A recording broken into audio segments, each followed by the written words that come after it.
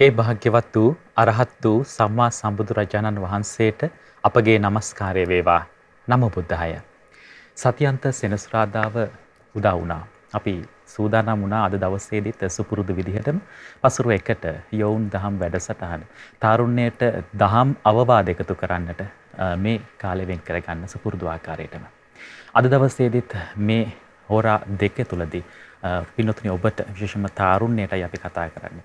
තාරුණ්‍ය කියන්නේ බොහොම විඳින්න ඕනි කාලයක් කියලා තමයි අපි විශ්වාස කරන්නේ. ඒ විතරක් නෙමෙයි රටක ලෝකයක අනාගතේ බාර ගන්න සූදානම් වෙලා ඉන්නෙත් මේ තාරුණ්‍යය. ඒ නිසා තාරුණ්‍යයට දැවැන්ත වගකීමක් තියෙනවා. ඒ වගකීමකින් යුතුව අනාගතයට මුහුණ දෙන්නට ධම්ම අවවාදයන් අතිශයින්ම වැදගත්. ඒ නිසාම තමයි ශ්‍රද්ධා රූපවාහිනිය ඔස්සේත් ඒ වගේම ලක්විරු ගුවන්විදුලිය ඔස්සේත් අපි මේ යෝන් දහම් වැඩසටහන ඔබට සතියන්තයේදී සමීප කරන්නේ. බොහොම නිවිහැනහිල්ල ඉන්න කාලයක්. මොකද ඔබ මේ පවතින සංචරණ සීමාත් එක්ක ගෙදර තමයි ඉන්න මැත්තේ ගොඩක් දුරට. ඒ විතරක් නෙවෙයි අද සෙනසුරාදා හින්දා බොහොම අනිවාර්යයෙන්ම ඔබ ගෙදරම ඉන්න මැති නිසා මේ හෝරා දෙක ඔබට අපි තිලින කරන්නේ නිසා එකතු වෙන්නට කියන කාරණාව ආරාධනා කරනවා. අපි අද දවසේදීත් බොහොම ගෞරවයෙන් යුතු පිළිගනු ලබනවා මේ අවස්ථාවට මේ මැදිරියට වැඩම කොට වදාළේ පින්වන්ත ස්වාමින් වහන්සේට. පින්වත් ස්වාමින් වහන්සේ අපි මුලින්ම ගෞරවයෙන් ආදරයෙන් යුතු පිළිගන්නවා. අපගේ নমස්කාරය වේවා පින්වත් ස්වාමින් වහන්සේ අවසරයි වහන්සේට. සුපුරුදු විදිහටම අපි තාරුණ්‍යයට තමයි කතා කරන්නේ. මේ තාරුණ්‍යයට කතා කරන්නට අද දවසේදී මේ හෝරා දෙක වෙනුවෙන් ශ්‍රද්ධා රූපවාහිනියනුත් ඒ වගේම ලක්විරු ගුවන්විදුලියනුත් ඒ වගේම ශ්‍රද්ධා ලක්විරු අන්තර්ජාල අවකාශන ඔස්සේත් මේ වැඩසටහන ඔබට සමීප කරන්නට බැතිබර විකාශන දායකත්ව එකතු කරන පින්වතුන් සිහිපත් කරගමු. අද දවසේදී මේ යෝන් දහම් වැඩසටහන වෙනුවෙන් විකාශන දායකත්ව එකතු කරන්නේ පින්වත් කාවින්ද රාජපක්ෂ මහතා සහ එම මහත්මිය විසින්. ඉතින් ඒ සුපින්වතුන් අත සිහිපත් කරගන්න ගමන්ම අපි ඔබට මතක් කරනවා ඔබට තරුණ ඔබට තියෙන ප්‍රශ්න ගැටලු මේ යෝන් දහම් වැඩසටහනට ඉදිරිපත් කරලා දහම් අවවාදයන් ලබා ගන්නට පුළුවන් කමක් තියෙනවා. ඒ තමයි විශේෂාත්මක කාරණාව. ඒ නිසා ඔබටත් පුළුවන් කමක් තියෙනවා මෙතෙන් සිට අපගේ Facebook පිටුව ශ්‍රද්ධා රූපවාහිනියේ Facebook පිටුවට ඇවිදින්න මේ live වීඩියෝ එකට නැත්නම් live එකට කමෙන්ට් එකක් විදිහට ඔබගේ ප්‍රශ්නය යොමු කරන්න අපිට පුළුවන් කමක් තිබෙනවා. ඒ වෙනුවෙන් දහම් අවවාදයන් පිළිතුරු විදිහට ලබා දෙන්නට පුළුවන් කමක් තියෙන නිසා මෙතෙන් සිට අපිට පුළුවන් කමක් තිබෙනවා ශ්‍රද්ධා රූපවාහිනියේ Facebook පිටුවේ මේ වැඩසටහන live එකට ප්‍රශ්නය කමෙන්ට් එකක් විදිහට යොමු කරන්නට. අපි ආරාධනාවත් කරන ගමන්ම පින්වත් ස්වාමීන් වහන්සේට සාදුනාද නන්වමින් ආරාධනා කරමු. මේ වැඩසටහන ආරම්භයට මත්තෙන් අපි සියලුම දෙනා පංචශීලයේ පිළිපදවන ලෙසට පින්වත් ස්වාමීන් වහන්සේ අවසරයි. සාදු සාදු සාදු. නමෝ බුද්ධාය. පින්වතුනි අපි පළමු කොට සිල් සමාදන් වීම පිණිස එකටම තෙරුවන් සරණ යමු. මා සමග කියන්න.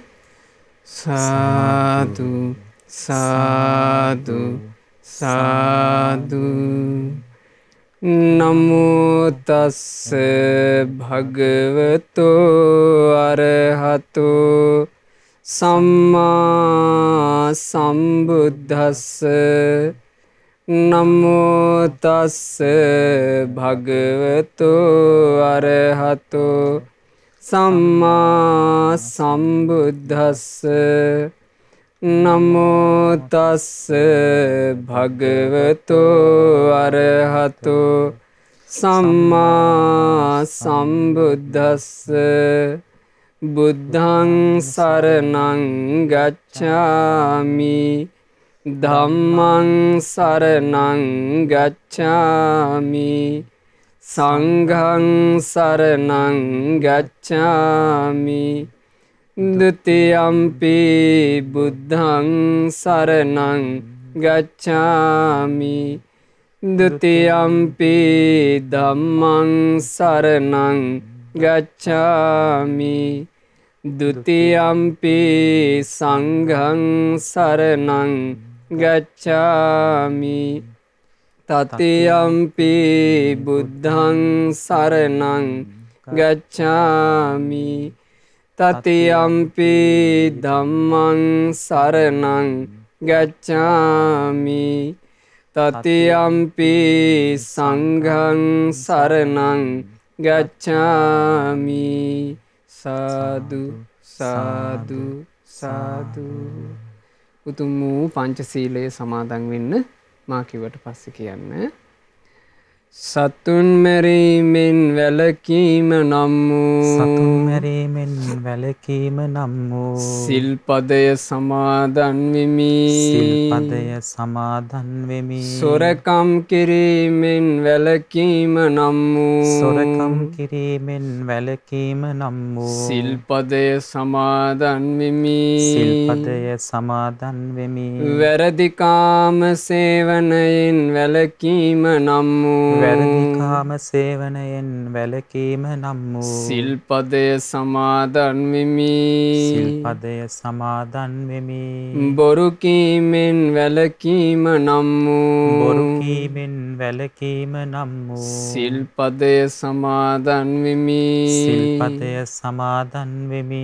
මත්පැන් හා මත්පැන් හා මද්‍රව්‍ය භාවිතයෙන් වැළකීම නම් වූ මත්ද්‍රව්‍ය භාවිතයෙන් වැළකීම නම් වූ සිල්පදය සමාදන් වෙමි. සිල්පදය සමාදන් වෙමි. උතුම් තිසරණ සහිතව උතුම් තිසරණ සහිතව මා සමාදන් වූ මේ සීලය මා සමාදන් වූ මේ සීලය මාගේ මෙලොව යහපත පිණිසද මාගේ මෙලොව යහපත පිණිසද පරලොව සුගතිය පිණිසද පරලොව සුගතිය පිණිසද සංසාර දුකින් නිදහස් වීම පිණිසද සංසාර දුකින් නිදහස් වීම පිණිසද උපකාර වේවා. උපකාර වේවා.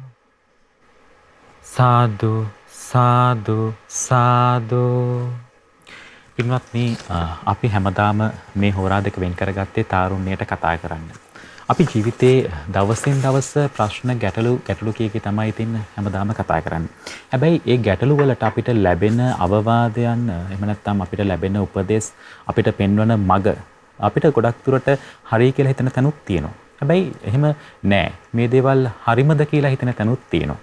හැබැයි මේ දෙන අවවාදයන් අනුශාසනාවන් උපදෙස් වලට අපි ක්ෂණිකව තීන්දුව ගන්නට ගියොතින් ඒක හරිද?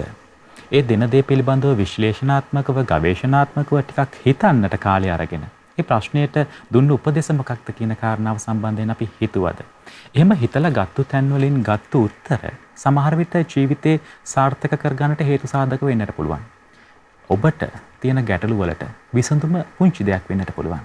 ඒ ලබා දෙන පුංචි විසඳුම හරහා ලොකු ප්‍රතිඵලයක් ලැබෙන්නට පුළුවන්. පසුගිය කාල සීමාව තුළදී අපිට අහන්නට දකින්නට ලැබුණු ප්‍රවෘත්තිත් එක්ක හිතෙනවා. ඒ දෙන උත්තර නැත්නම් ලැබෙන උත්තර අපි හරියටම නිවැරදිව ක්‍රියාත්මක කරන්න විතරක් නෙවෙයි ඒවා හරිමදයි හිතන්නටත් උත්සාහ කරාද කියලා. මිනත් ස්වාමීන් වහන්සේ අපිට දැනගන්නට අවසරයි. දැන් මේ හිතත් එක්ක කරන ගනුදෙනු තමයි අපි නිරන්තරයෙන් අහන්නේ. අපි ඇත්තටම හිතට මේ දෙන දේවල් අපි හරියට ගන්නවද? අපි හිතත් එක්ක කරන ගනුදෙනුව සාර්ථකද? අවසරයි ස්වාමීන් වහන්සේ. නමෝ බුද්ධාය. පළමු කොට අපි හැම දිනාගේ කල්යාණ මිත්‍ර ගුරු දේවෝත්තම පරම පූජනීය පින්වත් ලොකු ස්වාමීන් වහන්සේට අපගේ වන්දනාව වේවා. සාදු සාදු සාදු. ශ්‍රද්ධාවන්ත පින්වතුනේ, පින්වත් යොවුන් දූ දරුවනේ, සතියකට පස්සේ අපි යොවුන් දහම් වැඩසටහනට මේ විදිහට එකතු වෙන්නේ. ජීවිතය සම්බන්ධයෙන් ලෞතුරා සම්මා සම්බුදුරජාණන් වහන්සේගේ සද්ධර්මය තුල පෙන්නන ඒ නිවැරදි මඟ පෙන්වීම ගැන යම් කරුණු කාරණා ඉගෙන ගන්න. අද දවසේ යොවුන් දහම් වැඩසටහනේදී අපි මූලිකව කතා කරන්න බලාපොරොත්තු වුණේ හිතක් හසුරුව ගැනීම ගැන. ඒ හිත හසුරුවා ගැනීම කියන එක හරි වැදගත්ම දෙයක් ජීවිතේට. මේ හිත හසුරුවා ගන්න අපි ගොඩක් වෙලාවට අපි උදව් කරගන්නේ බාහිරින් අපිට අහන්න ලැබෙන දේ. එහෙමයි. එහෙම නැත්නම් බාහිරින් අපිට දකින්න ලැබෙන දේ. බාහිරින් ඇසුරු කරන්න ලැබෙන දේ. ඒ ඔස්සේ තමයි අපි අපේ හිතවිලි දාමේ සම්පූර්ණයෙන් හදාගන්නේ. පුංචි කාලේ ඉඳලම ඕකනේ සිද්ධ වෙන්නේ. ඒ නිසානේ අපි හිතමු ඉංග්‍රීසි කතා කරන පරිසරයක යම් දරුවෙක් උපන්නොත් එහෙම එයා පුංචි කාලේ ඉඳලා ඉංග්‍රීසියෙන් කතා කරන්න පටන් ගන්නවා. ද්‍රවිඩ පරිසරයක උපන්නොත් එයා ඒ වත පිළිවෙතට ඒ භාෂාවට ඒවට හුරු වෙනවා. එහෙමයි. එතකොට මුලදී ඒ දරුවාගේ හිතට යමක් ලැබෙනවාද යමක් ඇසුරු කරන්න ලැබෙනවාද ඒක තමයි යාගේ ජීවිතේ වෙන්නේ නේ. ඔය වගේමයි අපේ ජීවිතේ හැම අදියරකම අපේ ජීවිතේ අපිට ඇසුරු කරන්න ලැබෙන දේත් එක්ක තමයි ජීවිත කතාව ගොඩ නැගෙන්නේ. ඔකට හරි ලස්සන කතාවක් තියෙනවා. මම හිතනවා ඒක ගොඩාක් දිනකට වටීවි කියලා.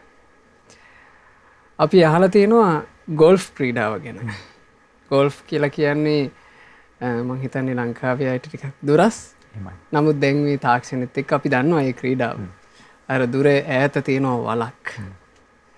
ඒ වලට අර පුංචි සුදු පාට බෝලයක් හරි ඉලක්කයට දාන්න තමයි තියෙන්නේ. එහෙමයි. එතකොට මේ ක්‍රීඩාව අර ගෝල්ෆ් පිත්ත කියන විශේෂ උපකරණයෙන් තමයි ඒ පාවිච්චි කළා තමයි මේ ක්‍රීඩාව කරන්නේ. ඉතින් මේක හරි අමාරු ක්‍රීඩාවක්. හැමෝම දක්ෂ නැහැ. ඒ ගෝල්ෆ් ගුරුවරයෙක් ශිෂ්‍යයාට උගන්වන්න පටන් ගත්තා. එතකොට මේ ගොල්ෆ් බෝලෙට ගොල්ෆ් පිත්තෙන් ගහනවා. වල තියෙන්නේ ගොඩාක් දුර. තමන්ගේ ඉලක්කේ තියෙන්නේ ගොඩක් දුර. එතකොට මේ ශිෂ්‍යයා උත්සාහ කරනවා හොඳට ඉලක්කෙ දිහා බලලා වැරෙන් පහරක් ගහන්න. ඒ ගහන පහර තීරණාත්මකයි. මොකද ඒ පාරට අනුව තමයි බෝලේ හැරෙන්නේ නේ. එහෙමයි. එතකොට මෙයා උත්සාහ කළා දවසම මහන්සි වුණා. මෙයාට අඩු ගානේ වල ළඟටවත් තමන්ගේ බෝලේ වට ගන්න බැරුව ගියා. එතකොට මෙයා අවස්ථා කීපයක්ම උත්සාහ කරලා හෙම්බත් වෙලා අන්තිමේ අර ගෝල්ෆ් පිත්ත මේ පොළොවේ ගැහුවා. මේක මට කරන්න පුළුවන් එකක් නෙවෙයි. එතකොට ගුරුවරයා කලබල නැහැ. ගුරුවරයා ළඟට ඇවිල්ලා ශිෂ්‍යයාට තට්ටුවක් දාලා කියනවා. නෑ ඔයා හදාගන්න ඕනේ මිලිමීටරයක්. ඔයා කලබල වෙන්න එපා. ඔයාට වැරදුනේ මිලිමීටරේ. එතකොට මේ ශිෂ්‍යයාට කේන්ති ගිහිල්ලානේ. ශිෂ්‍යයා ගුරුතුමාට කියනවා මේ මොන මිලිමීටරේද ගුරුතුමනි මේ මට මේ සම්පූර්ණ වැරදුනානේ. වල කොහෙවත් මගේ බෝලේ වැටෙන්නේ කොහෙවත්. එතකොට ගුරුවරයා කියලා දෙනවා නෑ බෝලේ වැටෙන තැන ගැන නෙවෙයි හිතන්න ඕන. තමන් මේ පහර දෙන තැන හදාගන්න මිලිමීටරයක කෝණේ වෙනස බෝලේ යන අත සම්පූර්ණයෙන් වෙනස් කරනවා.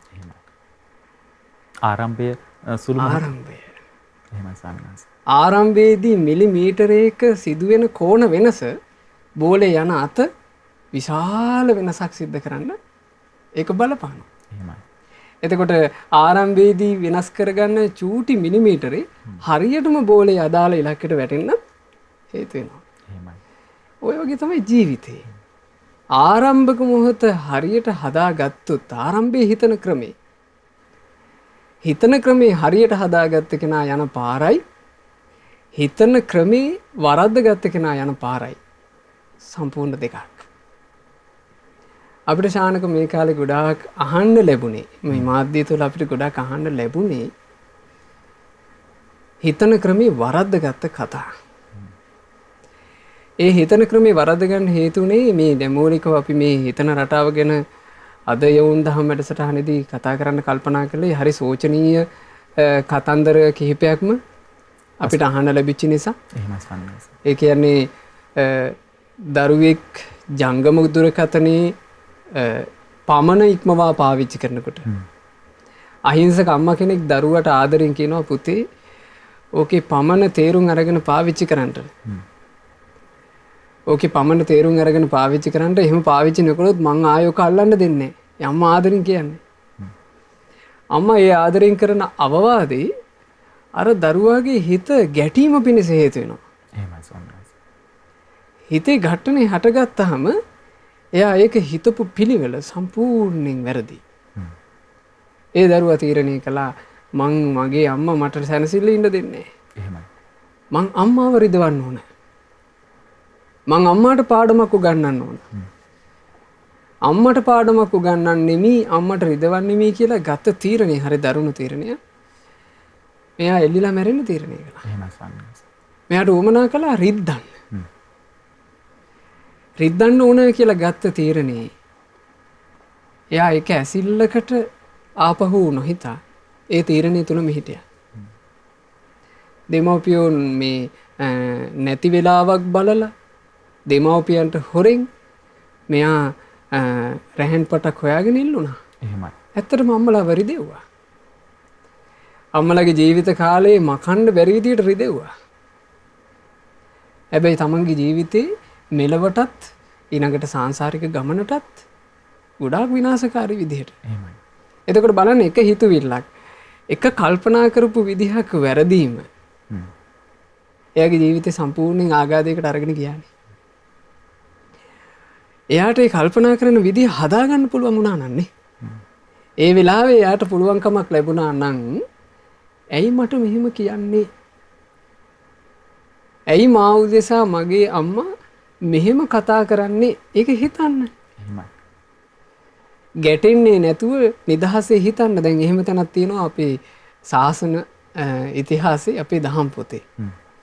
එක භික්ෂුන් වහන්සේ නමක් සාමණේර ස්වාමීන් වහන්සේ නමක්. කොහොම පුංචි ස්වාමීන් වහන්සේ නමක් උදේම හම්බ වෙලා කිරිබතක්. ඔය මේ කිරිබත කියලා කියන්නේ අර අපි අර පොල් කිරි වලින් හදන එක නෙමෙයි. එහෙමයි. හොඳට මේ සම්පූර්ණ ප්‍රණීත කිරි දාලා හදන්නේ. එහෙමයි. එතකොට මේක හරි රහයිනේ. ඉතින් පුංචි අයෝ හරි කැමතිනේ රහ දේවල් වලට. එතකොට මේ පුංචි ස්වාමීන් වහන්සේ අර කිරිබත බොහොම ආසාවෙන් වළඳනවා. වළඳද්දී දැන් කිරිබත් කියන එක ශානක අපි අනුභව කරලා තියෙනවනේ. එහෙමයි. දැන් මේක රස්නේ. රස්නේ නිසා මේ ස්වාමීන් වහන්සේගේ ඇඟිලි වල අරවා කිරිබත ඇලවෙනකොට අත පිච්චෙනවා. ඉතින් මේ ස්වාමීන් වහන්සේ අත ගස මේක වළඳනවා. වළඳනකොට කටත් පිච්චෙනවා. එතකොට තොල්පටත් පෙරල මේ ස්වාමීන් වහන්සේ මේක වළඳන්නේ. වළඳනකොට ආචාර්යයන් වහන්සේ මෙතෙක් වැඩම කළා. ආචාර්යයන් වහන්සේ මේ පුංචි ස්වාමීන් වහන්සේගේ දානේ වැළඳිල්ල දිහා බලාගෙන ඉඳලා කියනවා පොඩි නම ප්‍රතිවීක්ෂා කරලාද වැළඳුවේ? ප්‍රතිවීක්ෂා කරලා වළඳන්නේ නැතුව නිකන් කටපුච්ච ගන්න එපා කිව්වා. එතකොට ප්‍රතිවීක්ෂාව කියලා කියන්නේ ශානක මේ ශාසනය තුළ තියෙන විශේෂ ක්‍රමයක්. ඒ කියන්නේ භික්ෂුවට දායකයා පූජා කරන පිණ්ඩපාත දානේ නුවණින් සලකලා අනුභව කරනවා. දැන් මේ පොඩි ස්වාමීන් වහන්සේ අතයි කටයි පුච්චගෙන මේක අනුභව කළාට ප්‍රතිවීක්ෂා කරපු කෙනෙක්. එහෙම නැතුව නිකන් ඔහේ ආහාර අනුභව කළා නෙවෙයි. එතකොට මේ ස්වාමීන් වහන්සේ වැරද්දක් කරලා නැහැ. ප්‍රතිවීක්ෂාවත් කරලා. හැබැයි ආචාර්යයන් වහන්සේ ප්‍රතිවීක්ෂාව කරාද නැද්ද කියලා දන්නේ නැහැ. ආචාර්යයන් වහන්සේ සිහි උපද්දනවා මතක් කරනවා පොඩි නම ඔබ ප්‍රතිවීක්ෂා කරලා තමයි දානේ වළඳන්න ඕන. එතකොට මේ පොඩි නම ගත්තනම් මේක වැරදි විදිහට පොඩි නම හිතුවනම් මේ කන ටික සැනසille කන්න දෙන්නේ නැහනේ කියලා හිතුවනම් එහෙමයි. දැන් සමහරවිට දරුවෙකුට හරි අමාරුයි ශානක එහෙම මේ දෙමව්පියන්ට සිහි උපද්දන්න. එහෙමයි. දෙමව්පියෙක් බැරි වෙලාවත් කිව්වොත් එහෙම අපි හිතමු ඕන ටීවී එක බලමින් ආහාර ගන්නවා. බත් එක හරියට කන්නේ නැහැ ටීවී එක හරියට බලන්නේ නැහැ. එහෙමයි. එතකොට අම්මා තාත්තා ළඟට ඇවිල්ලා කියනවා ටීවී එක බලන්න කලින් එක්ක ඕක කාලා ඉන්න. එහෙම නැත්නම් කණ එක පැත්තකින් තියලා ටීවී එක බලන්න. අම්මලා කියනවා එහෙම. ඒ කියන්නේ මේක සිහියෙන් කල්පනාවෙන් පිළිවෙලකට කරපන් කියලානේ. ඒක කියනකොට ගොඩාක් දරුවෝ ගැටෙනවා. මං හිතන්නේ ලේසි දරුවෙක් ඉන්නවා කියලා. එහෙම අවස්ථාවක නොගැටි අම්මලා තාත්තලා ඇහිමීම කියන්නේ කියලා හිතන කෙනෙක්. අර පොඩි නම ආචාර්යයන් වහන්සේගේ වචනේ හිතුවනේ. එහෙමයි. කල්පනා කළා ආචාර්යයන් වහන්සේ මගේ පැවිද්දේ දියුණුව කොච්චර කැමතිද? මම මේ ආහාර අනුභව කරන දිහා බලාගෙන ආචාර්යයන් වහන්සේට කට පියාගෙන යන්න තිබුණා. ඒ වුණාට ආචාර්යයන් වහන්සේ මට මේක කිව්වේ ශාසන ප්‍රතිපදාව ගැන සිහි උපද්දන්න නේද? පොඩි නම කල්පනා කරලා බලනවා. ඇත්තටම ශානක අපිට වචනෙට පොඩි නම කියන්න වෙනවා. නමුත් පොඩි නමක් නෙවෙයි. එහෙමයි. අතිශයින්ම දක්ෂ මේ ශාසනය තුළ අතිශයින්ම දක්ෂ භික්ෂුවක්. ඒ ස්වාමීන් වහන්සේ කල්පනා කළා තමන් පැවිදි වෙච්ච දවසේ ඉඳලා ප්‍රතිවීක්ෂා නොකර දාහනේ අනුභව කරලා තියෙනවද නැහැ. හැම දාහනයක්ම අනුභව කරලා තියෙන්නේ ප්‍රතිවීක්ෂා කරලා. අප්‍රමාණ සතුටක් උපන්නා. ඒ සතුටින් භාවනා කළා. එදාම රහත් වුණා. එදාම අරහත්ත්වේ පසක් කළා. එතකොට බලන්න මේ වෙලාවේ ආචාර්යන් වහන්සේගේ වචනට ගැටුණා ශානක යන්නේ වෙනම පාරක. ඒ වෙලාවේ ආචාර්යන් වහන්සේගේ වචනේ හරියට ගත්ත නිසා හරි පාරේ ගියා.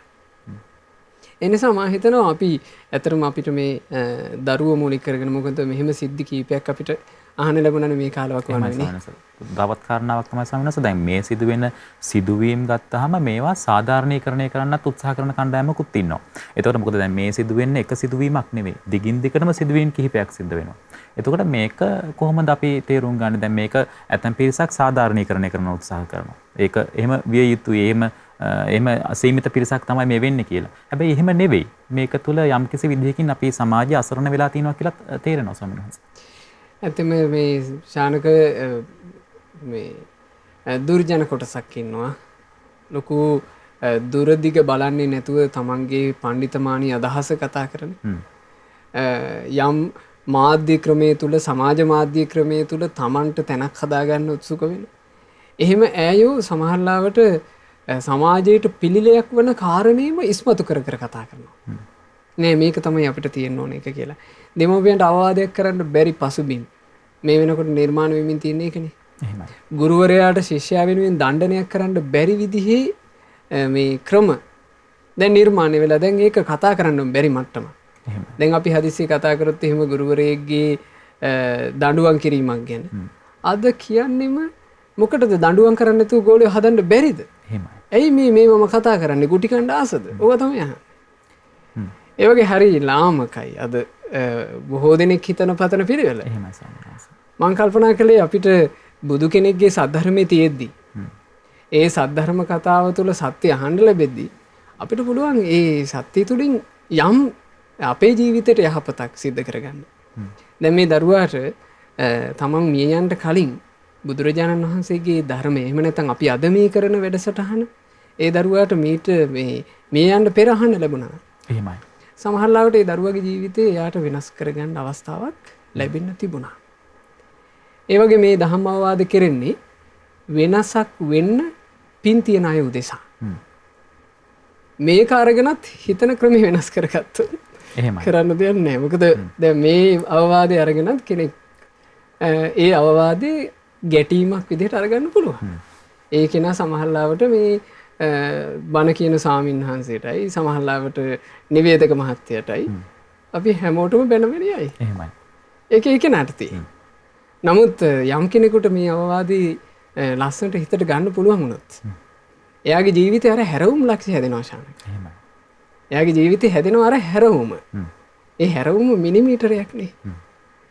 ඒ බොහොම මේ දශම ගානක හැරවුමට පුළුවන් මුළු ජීවිත කතාවෙම ඉලක්කේ සම්පූර්ණයෙන් වෙනස් කරන්න. එහෙමයි සමිනස් අපිට එහෙම අහන්නට දකින්නට තියෙන කරුණු කාරණාක් තියෙනවා. දැන් ඇතැම් ප්‍රවෘත්ති තියෙනවා එක අවවාදයකින් තමන්ගේ මුළු ජීවිතේම හැඩගස්වාගත්තු වෙනස් කරගත්තු සාර්ථක මිනිසුන්ගේ කතා අපිට අනන්ත අප්‍රමාණ අහන්නට තියෙනවා. ඇත්තම ශානක අපි මේ යොවුන් දහම් වැඩසටහනේදී කොච්චර එහෙම දේවල් පෙන්නලා නැද්ද? එහෙමයි.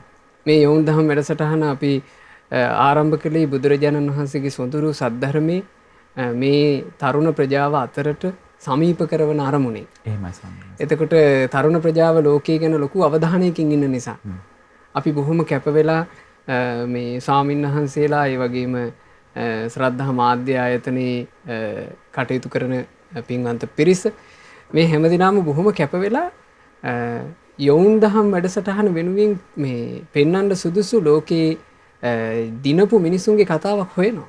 එහෙමයි. ඒ හොයලා තමයි දැන් අදත් අපි සූදානම් කරගෙන ඉන්නෝනේ. එහෙමයි සම්මා. ඒ වගේ ලස්සන මේ පණිවිඩයක් අපි දෙන්න මහන්සි ගන්නවා. ඒ හැමදේම කරන්නේ බොහොම අනුකම්පාවකින් මේ ජීවිතේ හදාගන්න පිළිවෙලක් තියෙන නිසා සහ එහෙම හදාගත්ත අය මේ ලෝකෙ ඉන්න නිසා. ඒ හින්දා හොඳට තේරුම් ගන්න මේ පින්වතුනේ පින්වත් දරුවනේ ඔබ යම්කිසි කෙනෙක් යමක් කිව්වාට පස්සේ ඒ කියපු දෙයේදී අපිට අහන්න ලැබෙන වචනයකින් ඊට පස්සේ අපිට යම් දකින්න ලැබෙන දෙයකින් අපේ හිතට එකපාර ඝට්ටනයක් හටගන්න පුළුවන්. ශෝකයක් හටගන්න පුළුවන්. දුක හිතෙන්න පුළුවන්. පෑරෙන්න පුළුවන්. ඒකනේ මනුස්ස ස්වභාවය. එහෙමයි. නේ? අපිට දැන් අම්මා කෙනෙක් ටිකක් සැරට ඇහැත් පොඩ්ඩක් රවාගෙන යම් දුවකට හෝ පුතෙකුට අවවාදයක් කරනවා. එයාට අවවාද නෙවෙයි ශානක ප්‍රධාන වෙන්නේ කියපු ක්‍රමේ. එහෙමයි. එයාට කියපු ක්‍රමේ තමයි හරියට හිත පාරවන්නේ අම්මා රවාගෙන තමයි මේක කිව්වේ කියලා. එයාට ඒක තමයි වැඩිපුරම සංනිවේදනය වෙන්නේ. එහෙමයි. එහෙම නැතුව මේ අම්මා ඒ වෙලාවේ කියපු දේ මොකක්ද කියලා හිතන්න ගොඩක් දෙනෙකුට දක්ෂකමක් උපදින්නේ නැහැ. මං හිතන්නේ 100ට එකක් වන් නැති තරම්. එහෙමයි සම්මාස. ගොඩක් දෙනෙකුට දක්ෂකමක් නැහැ කිව්වේ මොකක්ද කියලා හිතන්න. කියපු ක්‍රමේ තමයි අල්ලන්නේ. එහෙම නැත්නම් වචනේ කියපු සැර ඒ වෙලාවේ තිබුණ එරියව්ව ඕක තමයි මුලටම අරගන්නේ. ඕක මුලට අරගෙන ඕක ඔස්සේ හිතන්න පටන් ගන්නවා. ඒ හිතන්න පටන් ගන්නකොට මේක පැසවනවා හිතේ. එහෙමයි. මට මෙහෙමයි කිව්වේ. අයහපත් දෙයක් ආදරෙන් කියනවා. ආදරෙන් අයහපත් දෙයක් කියනවා. දැන් අපි හිතමු ඔන්න තරුණ කොල්ලෙක් මොකක් හරි කටයුත්තක් නිසා දුකටපත් වෙලා එයා හඬමින් ඉන්නවා. එතකොට අසත්පුරුෂ යාළුවෙක් ළඟට ඇවිල්ලා කියනවා නෑ අඬන්න එපා. අපි ඔය දුක තුනී වෙන්නත් එක්ක මං ගානේ බොමු. ආදරෙන් කියන්නේ. අපි දුක තුනී වෙන්නත් එක්ක මගේ ගානේ බොමු කියනවා. එහෙමයි. ආදරෙන් කියන්නේ පිටතත් අත තියලා සමහරට ඔළුවත් අත ගාලා. එතකොට ඒක ගන්නවා මට ආදරේ කෙනෙක්. බලන්න කොච්චර වැරදුනාද කියලා. දෙමාපියෙක් කරන අවවාදේ ඒ කරන ස්වරය ගන්නවා. මට කෑ ගැහුවා. මට බැන්න. හරිම වැරදි අපි මේ හිතන ක්‍රමේ. ඇතුළාන්තය ගැන හිතන්නේ ස්වරූපය ගැන තමයි හිතන්නේ අපි. ස්වරූපේ බාහිරින් ඇත්තටම අපි ගත්තොත් එහෙම ශානක යහපත කැමති කෙනාගේ ස්වභාවය ටිකක් වෙනස්. බුදුරජාණන් වහන්සේගේ දේශනාවේ තියෙනවා නිදීනංව පවත්තාරං යන් පස්සේ වජ්‍ය දස්සනං නිග්ගයිහවාදීන් මේධාවින් තාදිසම් පණ්ඩිතම් බජ. වැරැද්දක් පෙන්වා දීම ශාසනයේ නිධානයක් පෙන්වා දීම බඳුය. නිධානය කියලා කියන්නේ මහා වටින එකක්නේ. මහා වටිනා දෙයක් පෙන්වලා දෙනවා වගේ තමයි මේ ශාසනය ඇතුළේ වැරැද්ද පෙන්වා දීම. එහෙමයි. වැරැද්ද විදිහට දැක්ක කෙනාට වැරැද්ද නිවැරදි කර ගැනීමේ අවකාශ ඇත. දේශානක හිතන්න අපි කරන වැරදි වැඩක් වැරැද්දක් විදිහට තේරෙනකන් අපිට බෑ නේද හදාගන්න. අපිට කවුරු හරි පෙන්නනවා ඕක වැරදි. අපිට කිව්ව ගමන් පුළුවන්. අපි දක්ෂනම් කිව්ව ගමන් පුළුවන්. එහෙමයි. අපිට වැරද්ද හදාගන්න. අපි හිතමු අපි පාරේ ගමනක් යනකොට අපි දන්නේ නැහැ අපි සුදට ඇඳන් යනවා. අපේ ඇඳුමේ අපි නොදැකම කිලටක් ගෑවිලා. කවුරු හරි කෙනෙක් පෙන්නනවා. දැන් ඒක දකින්නෝනේ ගොඩක් දෙනෙක්. කිලුට ගෑවුනා කියන එක දකින්න. දැක්කහම ඇතැම්මු මේ හිනහ වෙවි යනවා අර කිලුට ගාගෙන. හිනහ වෙවි යනවා. පෙන්නන්නේ. එක්කෙනෙක් ටිකක් සැර වචනින්ම පෙන්නනවා. ඔය ඇඳුමේ මේ ජරාව ගාගෙන පිළිවෙලකට යනවා කොමනුස්සයෝ කියලා අපි හිතමු කිව්වා කියලා. ඒකට වචනේ සැරයි. එහෙමයි. හැබැයි ශානක කිලුට පෙන්නපු කෙනාද හොඳ? කිලුට දැක විහිළු කර ගිය කෙනාද හොඳ? ටිකක් සැරට උනත් කිලුට පෙන්නපු කෙනා නේද හොඳ? එහෙමයි.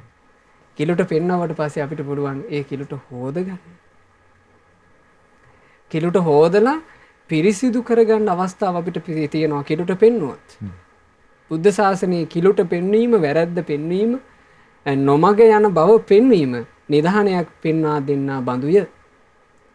ඒ නිධානෙ පෙන්නලා දෙද්දි හැබැයි නිග්ගයිහවාදීන් මේධාවි නොනැති කෙනා ටිකක් නිග්‍රහ කරනවා.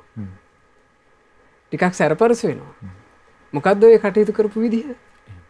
මොකද්ද ඔය හිතපතපු විදිහ? එහෙම කියනවා. ඒකට කියනවා නිග්‍රහ කරනවා. ඒ දැන් භාග්‍යතුන් වහන්සේ පවා ඇතැන් අවස්ථාවලදී පාවිච්චි කරලා තියෙනවා ශානක මෝඝ පුරිස හිස් පුරුෂයා කියන වචනේ. එතකොට බුදු කෙනෙක් හිස් පුරුෂයා කියලා කිව්වහම ඒක බර වචනයක්. එහෙමයි. බුදුරජාණන් වහන්සේ ඇතැම් අවස්ථාවල මේ පාවිච්චි කරපු වචනයක් හිස් පුරුෂය. ඒ හිස් පුරුෂයා කියලා කිව්වේ තමන් කරපු වැඩේ හොඳම නැති එකක් වුණාම. හැබැයි ගොඩාක් අවස්ථාවල බුදුරජාණන් වහන්සේ හිම අවවාද කරා මේ භික්ෂුන් එක හදාගත්තා. එතකොට එහෙම නිග්‍රහ කරලා තමයි නුවණැති කෙනා අවවාද කරන්නේ. අවවාද කරද්දී භාග්‍යතුන් වහන්සේ වදාලා තාදිසම් පණ්ඩිතම් බජේ එහෙම නිග්‍රහ කරන කෙනාවම ඇසුරු කරන්න. එහෙම කෙනාව ඇසුරු කරොත් සෙය්‍යෝ හෝති ඔබට යහපත වෙයි න පාපියෝ කවදාවත් පාපි දෙයක් වෙන්නේ නැහැ. දැන් මේකේ වෙලා තියෙන්නේ මේ දෙමව්පියෙක් කියලා කියන්නේ මේ ලෝකයට අපිට එන්න වරම් දීලා අපිට ජීවිතය හදාගන්න උදව් කරලා අපේ ජීවිතේ යහපත වෙනුවෙන්ම දියුණුව වෙනුවෙන්ම සැප වෙනුවෙන්ම හැම ප්‍රාර්ථනාවක්ම සහිත කෙනා. ඒ කෙනාගේ වචනේ වාවන්න බෑ. අපි තාක්ෂණික උපකරණ ටිකක් ලෝකේ හැදුනට පස්සේ ලෝකේ විචාරකයෝ විද්වතුන් ආදී හැමදෙනාම කියනවා දැන් ලෝකේ දියුණුවයි කියලා. පේනවා නේ ශානක ලෝකේ කොහෙද තියෙන්නේ කියලා. ඒ නිසා ගුණධර්මයක් නැත්තම් නම් අපිට මේ ලෝකේ මොන තරම් උසට බිල්ඩින් හැදුනත් දියුණුව කියන්න බෑ. එහෙමයි. හැබෑවටම දියුණු වෙන්නේ මිනිස්සෙකුට තමන්ගේ ජීවිතේ යහපත් විදිහට හසුරුවා ගැනීමේ දක්ෂතාවය තියෙනවා නම්.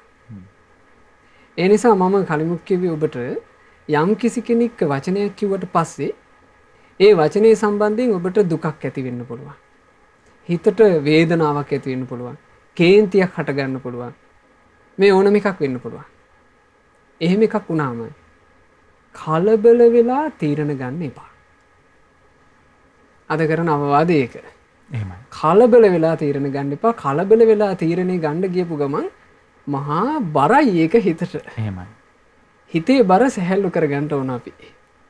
හිතේ බර සැහැල්ලු කරගත්තේ නැත්නම් ශානක එකම වැඩේ දෙවිධයකින් බරෙන් යුක්තයි. ඕකටත් තියෙන හරි ලස්සන කතාවක්. එහෙමයි. එක ආරාමයක එහෙම නැත්නම් පන්සලක අසපුවක ඒ වගේ තැනක හිටියා ආචාර්ය භික්ෂුන් වහන්සේලා දෙනමක්. ඒ දෙනමම ශිෂ්‍යයන්ගේ ආචාර්යවරු. එක ආචාර්යවරයෙක් ශිෂ්‍යයන්ට වැඩක් පැවරුවා. ඒ වැඩේ තමයි ලොකු සාමාන්‍ය ප්‍රමාණයේ පස්කන්ධක් තිබුණා. ඒ පස්කන්ධ ආචාර්යවරයා කියනවා දැන් කට්ටියම අර විල්බැරෝ ටික අරගෙන මේ පස්කන්ධ අතෙන්ට අරගෙන ගිහිල්ලා එතන ගොඩ ගහන්න. එතකොට ඔන්න ශිෂ්‍යෝ ටික සතුටින් එකතු වුණා. එකතු වෙලා උදළු විල්බැරෝ අරගෙන දැන් පස් කට්ටියක් පුරවනවා කට්ටියක් තල්ලු කරන් යනවා. ඉතින් දවසක් විතර ගියා චානක මේකට. ඒ ගුරුවරයා මේක කියලා අසපුවෙන් එළියට වැඩම කළා. එහෙමයි. හවස් කාලේ වෙනකොට දෙවෙනි ගුරුවරයා මෙතෙන් ඇවිල්ලා ඒ ගුරුවරයා කියනවා දැන් මේ මෙතන තිබ්බනේ පස්කන්ධක්. දැන් කොහේ මේ පස්කන්ධ? එතකොට ඔන්න ශිෂ්‍යෝ ටික කිව්වා ආචාර්යතුමනි අපි මේ පස්කන්ධ අතෙන්ට ගිහිල්ලා ගොඩ ගැහුවා. අපේ අනික් ආචාර්යවරයා තමයි කිව්වේ. එතකොට ඒ ආචාර්යවරයා කියනවා නෑ නෑ යා කිව්වට එහෙම කොහොමද? ඒ පස්කන්ධ තියෙන්න ඕන එතන නෙමෙයි තිබ්බ තැන.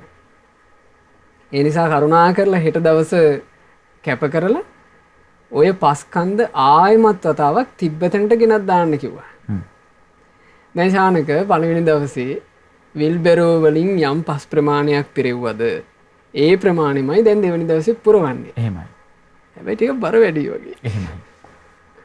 බර වැඩි විශේෂයෙන් හිතට බරයි. අමාරුවෙන් තල්ලු කරගෙන ඇවිල්ලා ඔන්න කොහොම හරි දෙවෙනි දවසේ පස්කන්ධ ආයේ තිබ්බ තැන ගොඩ ගැහුවා. ඒ ගොඩ ගහලා ඉවර වෙනකොටම එළියට ගිහපු ආචාර්යවරයා ආය ආවා. ආයේ එනකොට දැන් ගෝලියෝ ටික තිබ්බ තැනම පස්කන්ධ ගොඩ ගහලා. ආචාර්යවරයා කියනවා කොයි ඉතින් මං කියපු එක කරලා නැහනේ. දැන් මේ පස්කන්ධ තිබ්බ තැනමනේ. එතකොට ඔන්න කිව්වා නෑ නෑ ආචාර්යතුමනි අපි බැහැර කළා. ඒ කරපු එක අනේ අර දෙවෙනි ආචාර්යතුමා ඇවිල්ලා අපිට කිව්වා ආයේ මෙතෙක් ගේන්න කියලා. දැන් අපි මේ මෙතෙන්ද ගෙනල්ලා දැම්ම විතරයි. ආහා ඒ වයින් කමක් නෑ මට. ඔය පස් කොට ආයෙමත් මං කියපු තැනට ගිහින් දාන්න. එහෙමයි. දැන් තුන්වෙනි දවස. තුන්වෙනි දවසේ ශානක හැමදාටම වඩා බරයි මේ විල්බැරෝව. එහෙමයි. විල්බැරෝවක් ඔසවාගෙන යන්න බෑ. ඔසවාගෙන යන හැම වාරයක් පාසාම අර ගුරුවරුන්ට හිතින් බයිනවා. මේක මේ එක්ක කතා වෙලා අපිට කියන්න ඕන හරියට. හරි තීරණය. අපි මේ කරනවාට මේවා කියනවා. මෙහෙම කී දැන් මේක තල්ලු කරගෙන යනවා. ඒ වෙලාවේ ගුරුවරු දෙන්න ළඟට ආවා. ඇවිල්ලා ගුරුවරු දෙන්න කියනවා. ඔබේ විල්බැරෝවේ පස් ප්‍රමාණයේ බර වැඩි උන්නේ. බර වැඩි වුණේ ඔබ හිතන ක්‍රමයයි. ඔබ හිතන ක්‍රමය හින්දා තමයි තුන්වෙනි දවසේ විල්බැරෝ ඔච්චර බර. ඒ නිසා ඔය බරට හිතන එක අතාරින්න. බරට හිතන එක අතෑරියොත් එහෙම ඔබේ ප්‍රශ්නේ බර අඩු වෙනවා. ඒ නිසා ජීවිතේට ගොඩාක් වැදගත් පණිවිඩයක් පින්වතුනේ, පින්වත් දරුවනේ, විශේෂයෙන් ඔබ රැකී ආරක්ෂා කරනකොට, ඔබ නිවසේ කටයුතු කරනකොට, ඔබ බිරිඳ ස්වාමියා වශයෙන් එකට ඉන්නකොට, ඔබ දරුවන්ගේ වගකීම් දරනකොට මේ හැම දෙයකදීම සැහැල්ලුවෙන් හිතන්න පුළුවන්කම කියන එක හරි උපකාරයි. ඒ නිසා ඔබට කේන්ති ගියොත්, ඔබට හිතට මහා කලකිරීමක් ආවොත්, ඊළඟට ඔබට දුක හිතුනොත්, මේ හිතට දැනෙන යම් ගැටීමක් නිසා යම් අරමුණක් මුල් කරගෙන හිතේ ගැටණයක් හට ගන්නවනේ. හටගන්න ගැටණින් ඔබට දුකක් හිතුනොත්, කනගාටුවක් හිතුනොත්, ඔබට කේන්ති ගියොත්, ඒ මොහොත ඔබ උපායෙන් මඟ අරින්න ඕන. අපි ඒකට ඔබට චූටි උපායක් කියනවා.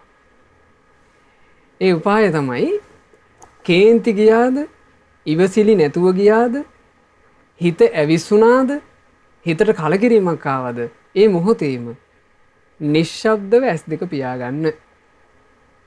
ඇස් පියාගෙන හොඳට මේ හුස්ම ගන්න, හුස්ම හෙලන්න ගණන් කර කර.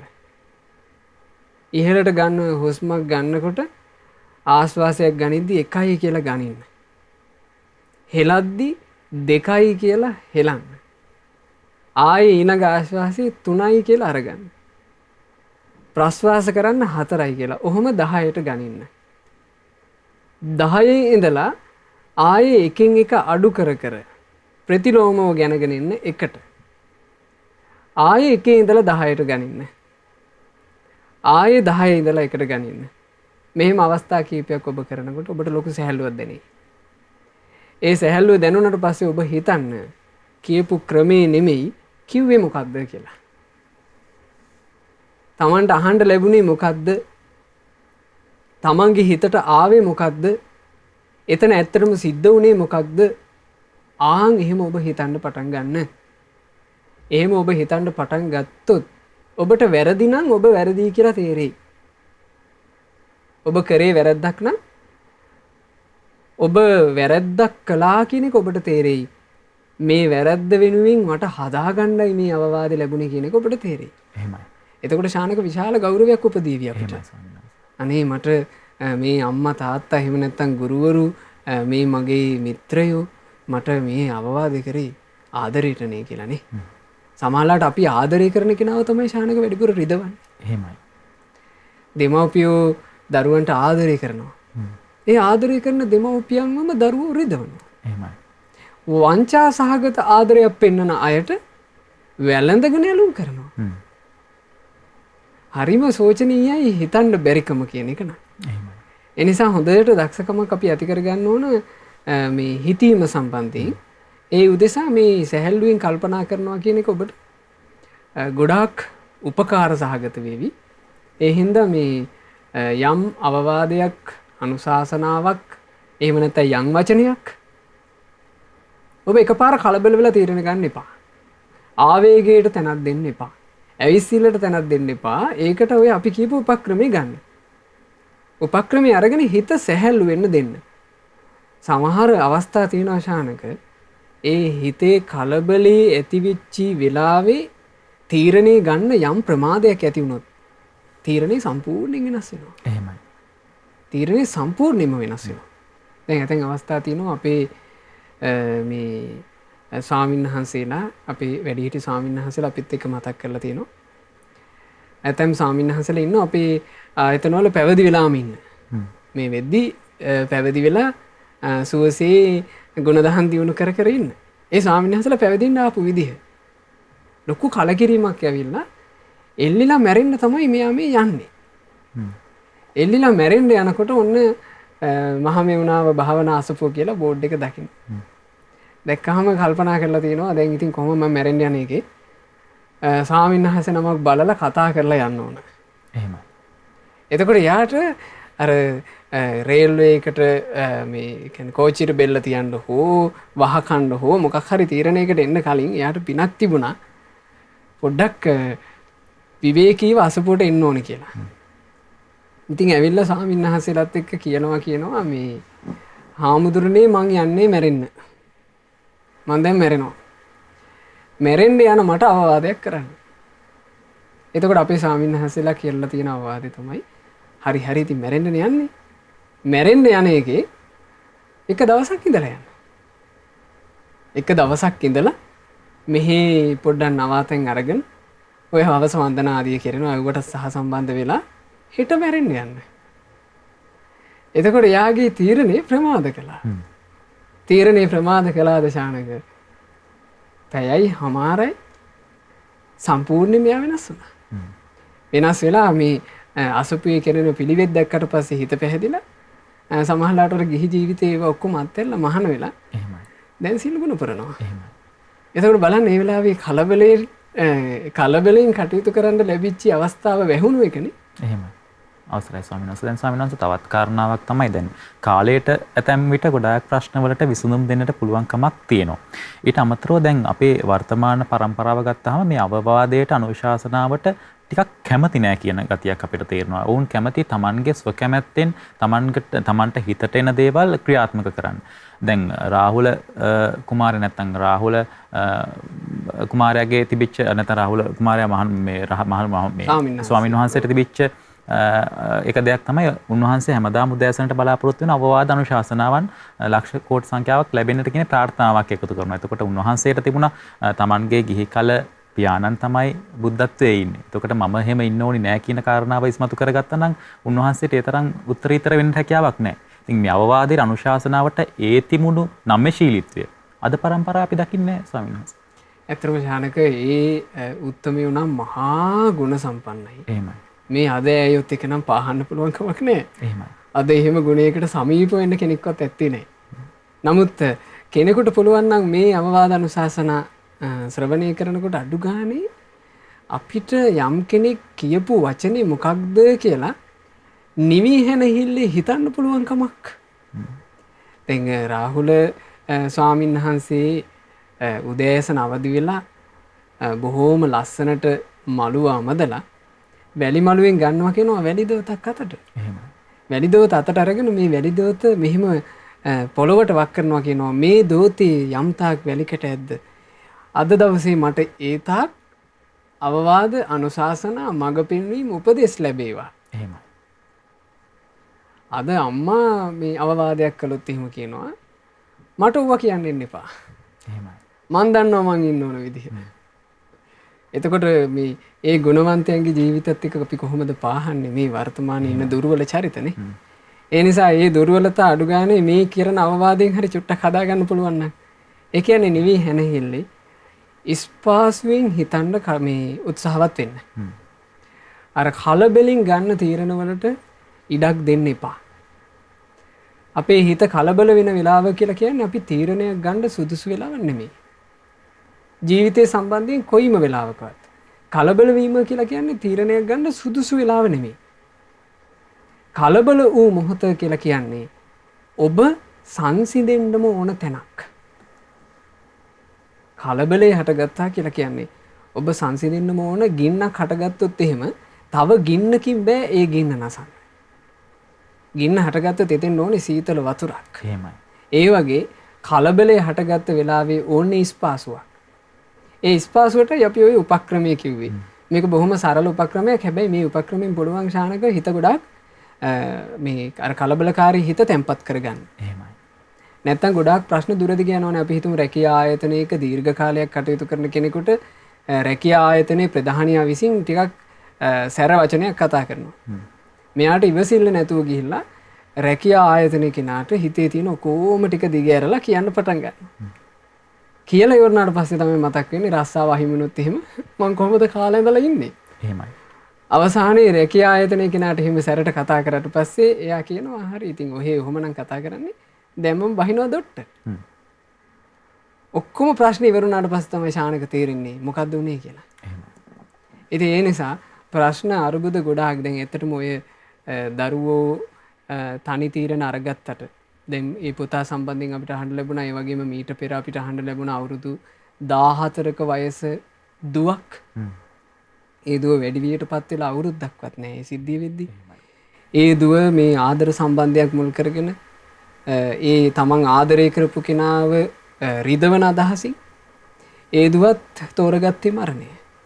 ඉතින් මෙහෙම කතන්දර කොච්චර මේ සමාජය තුළ අපිට අහන්න ලැබෙනවද? සෝචනීය පුවත්නේ.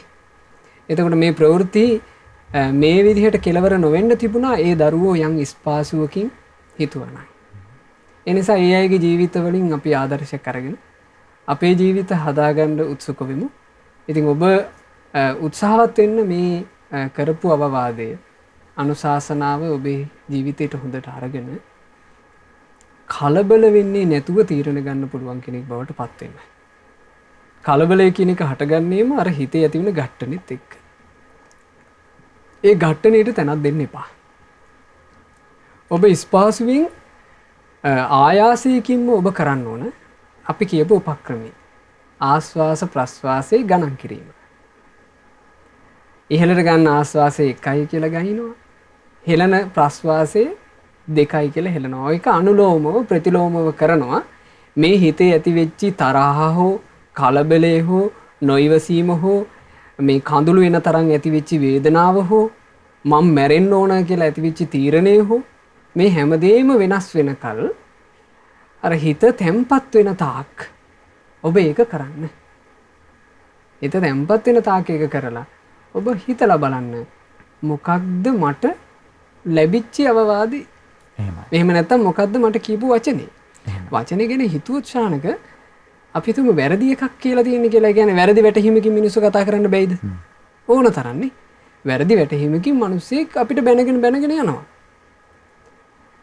සමහර වෙලාවට මිනිස්සුන්ට මේ හැමෝටම මේ එක විදිහට ඇස් පේන්නේ නැහැනේ. අපි හිතමු මිනිස්සෙක් තමන්ගේ ඇස් පෙනීමේ දුර්වලකමක් නිසා පාරේ යනකොට අපිට බයිනවා වෙන මිනිස්සෙක් කියලා හිතාගෙන. හොඳටම පරුස වචනින් අපිට බැනගෙන කියලා හිතමු. අනේ මේ මිනිස්සයා වෙන මිනිහෙකුට කියපු වචනය. අපි සමහර වෙලාවට කලබල වෙලා මේ මිනිස්සයාට ගහන්නත් හදලා ලොකු අරුබුදයක පටලැවෙනවා. ඒ මිනිස්සයාගේ ඇස් දෙක නොපෙනීම නිසා අපි නැති ප්‍රශ්නයක පටලැවෙන්න තියෙන ඉඩක් අපිට ස්පාසුවෙන් කල්පනා කරන්න තිබුණොත් දුර වෙලා යනවා. දැන් ඔහොම වුණා එක සිද්ධිය සාමින්හන්සේලා දෙනමක් පාරේ වැඩම කළා යම් ගමනක්. ඒ වඩිද්දි ශානක එක ගෑනු ළමෙක් ඇලක නාන්න ඇවිල්ලා ඒ ඇලේ යම් ජඹුරු තැනක මෙයා ගිලෙන්න යනවා. දැන් සාමින්හන්සේලා ඒ ඇල පාරේ මෙහෙම වැඩම කරන්නේ. මෙයා ගිලෙන්න යනකොට එක සාමින්හන්සේ නමක් මේක දැකලා කිව්වා ආයුෂ්මතුනි අර ගිලෙන්න යන්නට ගෑනු දරුවා මට පීනන්න පුළුවන් මම බේරගන්න. එහෙමයි. එතකොට අර ස්වාමීන් කිව්වා නෑ නෑ කාන්තාවක් නේ කිව්වා.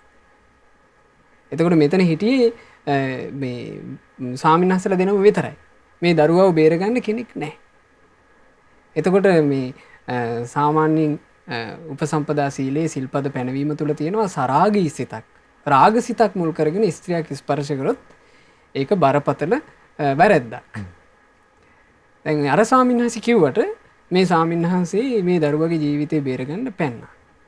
පැනලා මේ දරුවව ගොඩට අරගත්තා. ඒ ගොඩට අරගන්නකොට මිනිස්සුත් එකතු වුණා. ඉතින් මේ ස්වාමීන් වහන්සේ මේ දරුවව ඔසවගෙන ඇවිල්ලා ගොඩින් තියලා ඔන්න මේ ස්වාමීන් වහන්සේ වැඩම කළා. දැන් වැඩම කරද්දී අර අනිත් ස්වාමීන් වහන්සේ කතා කරන්නේ. ඒ හේතුව ඒ ස්වාමීන් වහන්සේට කේන්ති ගියා. එපා කියද්දි මේක කළා කියලා. මේ කිලෝමීටර 2ක් දුර වැඩියා. වැඩලා ඉවරුණාට පස්සේ යම් තැනකදී මේ දෙනම දෙපැත්තට හැරෙනවා. දෙපැත්තට හැරෙද්දී අර දරුවව බේරගත්ත ස්වාමීන් වහන්සේ කිව්වා මේ ආයුෂ්මතුනි එහෙනම් මං වැඩම කරන්න. එතකොට අර ස්වාමීන් වහන්සේට දැන් වචනයක් කියාගන්න බෑනේ හිතේ අර අමනාපේ තියෙනවා. ඒ ස්වාමීන් වහන්සේ කිව්වා ආයුෂ්මතුනි ගැලපෙන්නේ නැහැ. ඔබ අර ගෑනු දරුවාව වතුරෙන් ගොඩට ඔසවලා ගත්ත එක. එතකොට මේ ස්වාමීන් වහන්සේ ලස්සන වචනයක් කිව්වා. මේ ස්වාමීන් වහන්සේ කිව්වා ආයුෂ්මතුනි මං මේ ගෑනු දරුවාව වතුරෙන් ගොඩට ඔසවලා ඇල යුරේ තියලා ආවේ. ඔබ වහන්සේ මෙතෙක් මරන් ඇවිල්ලානේ කිව්වා. එතනින් මේ ප්‍රශ්නය විසඳුනා. එතකොට තමන්ට යම් කෙනෙක් චෝදනා කරනකොට ඒ චෝදනාව කැපසරුද්ද හරිද නිවැරදිද කියන එක උනත් අපිට තේරුම් ගන්න පුළුවන් වෙන්නේ අපි කල්පනාවෙන් ඒ දේ ගැන අවධානය යොමු කළොත්. එතකොට අපිට බාහිර කෙනෙකුට වැරදි චෝදනාවක් කරන්නත් බෑ ශානක. වැරදි චෝදනාවකට අපිව වෙනස් කරන්නත් බෑ. එහෙමයි. එහෙම නැත්නම් වෙන්නේ බාහිර කෙනෙක් කරන වැරදි චෝදනාවකට පවා අපිව කලබන්න පුළුවන්. ඉතින් මේක හරි සෝචනීය තත්ත්වයක් අපේ ජීවිතවලට උදා වෙන. ඒ හින්දා හැමදෙනා දක්ෂ වෙන්න මේ වැඩසටහන නරඹන සුපින්නත් ඔබ තරුණ වයසේ ඉන්න පුළුවන්. ඔබ තාම ඉගෙන ගන්න දරුවෙක් වෙන්න පුළුවන්. ඔබ මේ පුංචි දරු පැටව් ඉන්න අම්මා කෙනෙක් තාත්තා කෙනෙක් වෙන්න පුළුවන්.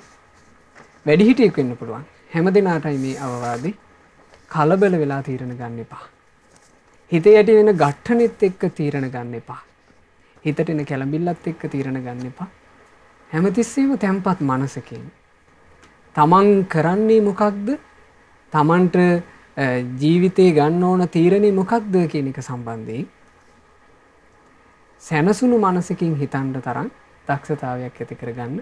ඒකට අපි කියා දීපු අර පුංචි උපක්‍රමය ඔබ යොදා ගන්න.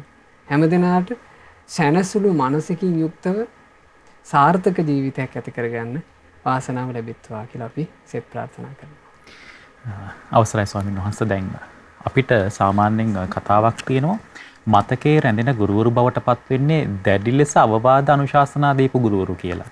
ජීවිතයේ යම්කිසි කාලයක් ගෙවාගෙන ඇවිත් තරුණ වියට හරි මැදි වියට හරි පත් වුණාට පස්සේ අපිට සිහියට නැගෙන්නේ අපිට අර නිරන්තරයෙන් දැඩි අවවාද අනුශාසනා සිදු කරපු ගුරුවරුන්. එහෙම නැත්නම් තමන්ගේ සමීපතමීන්.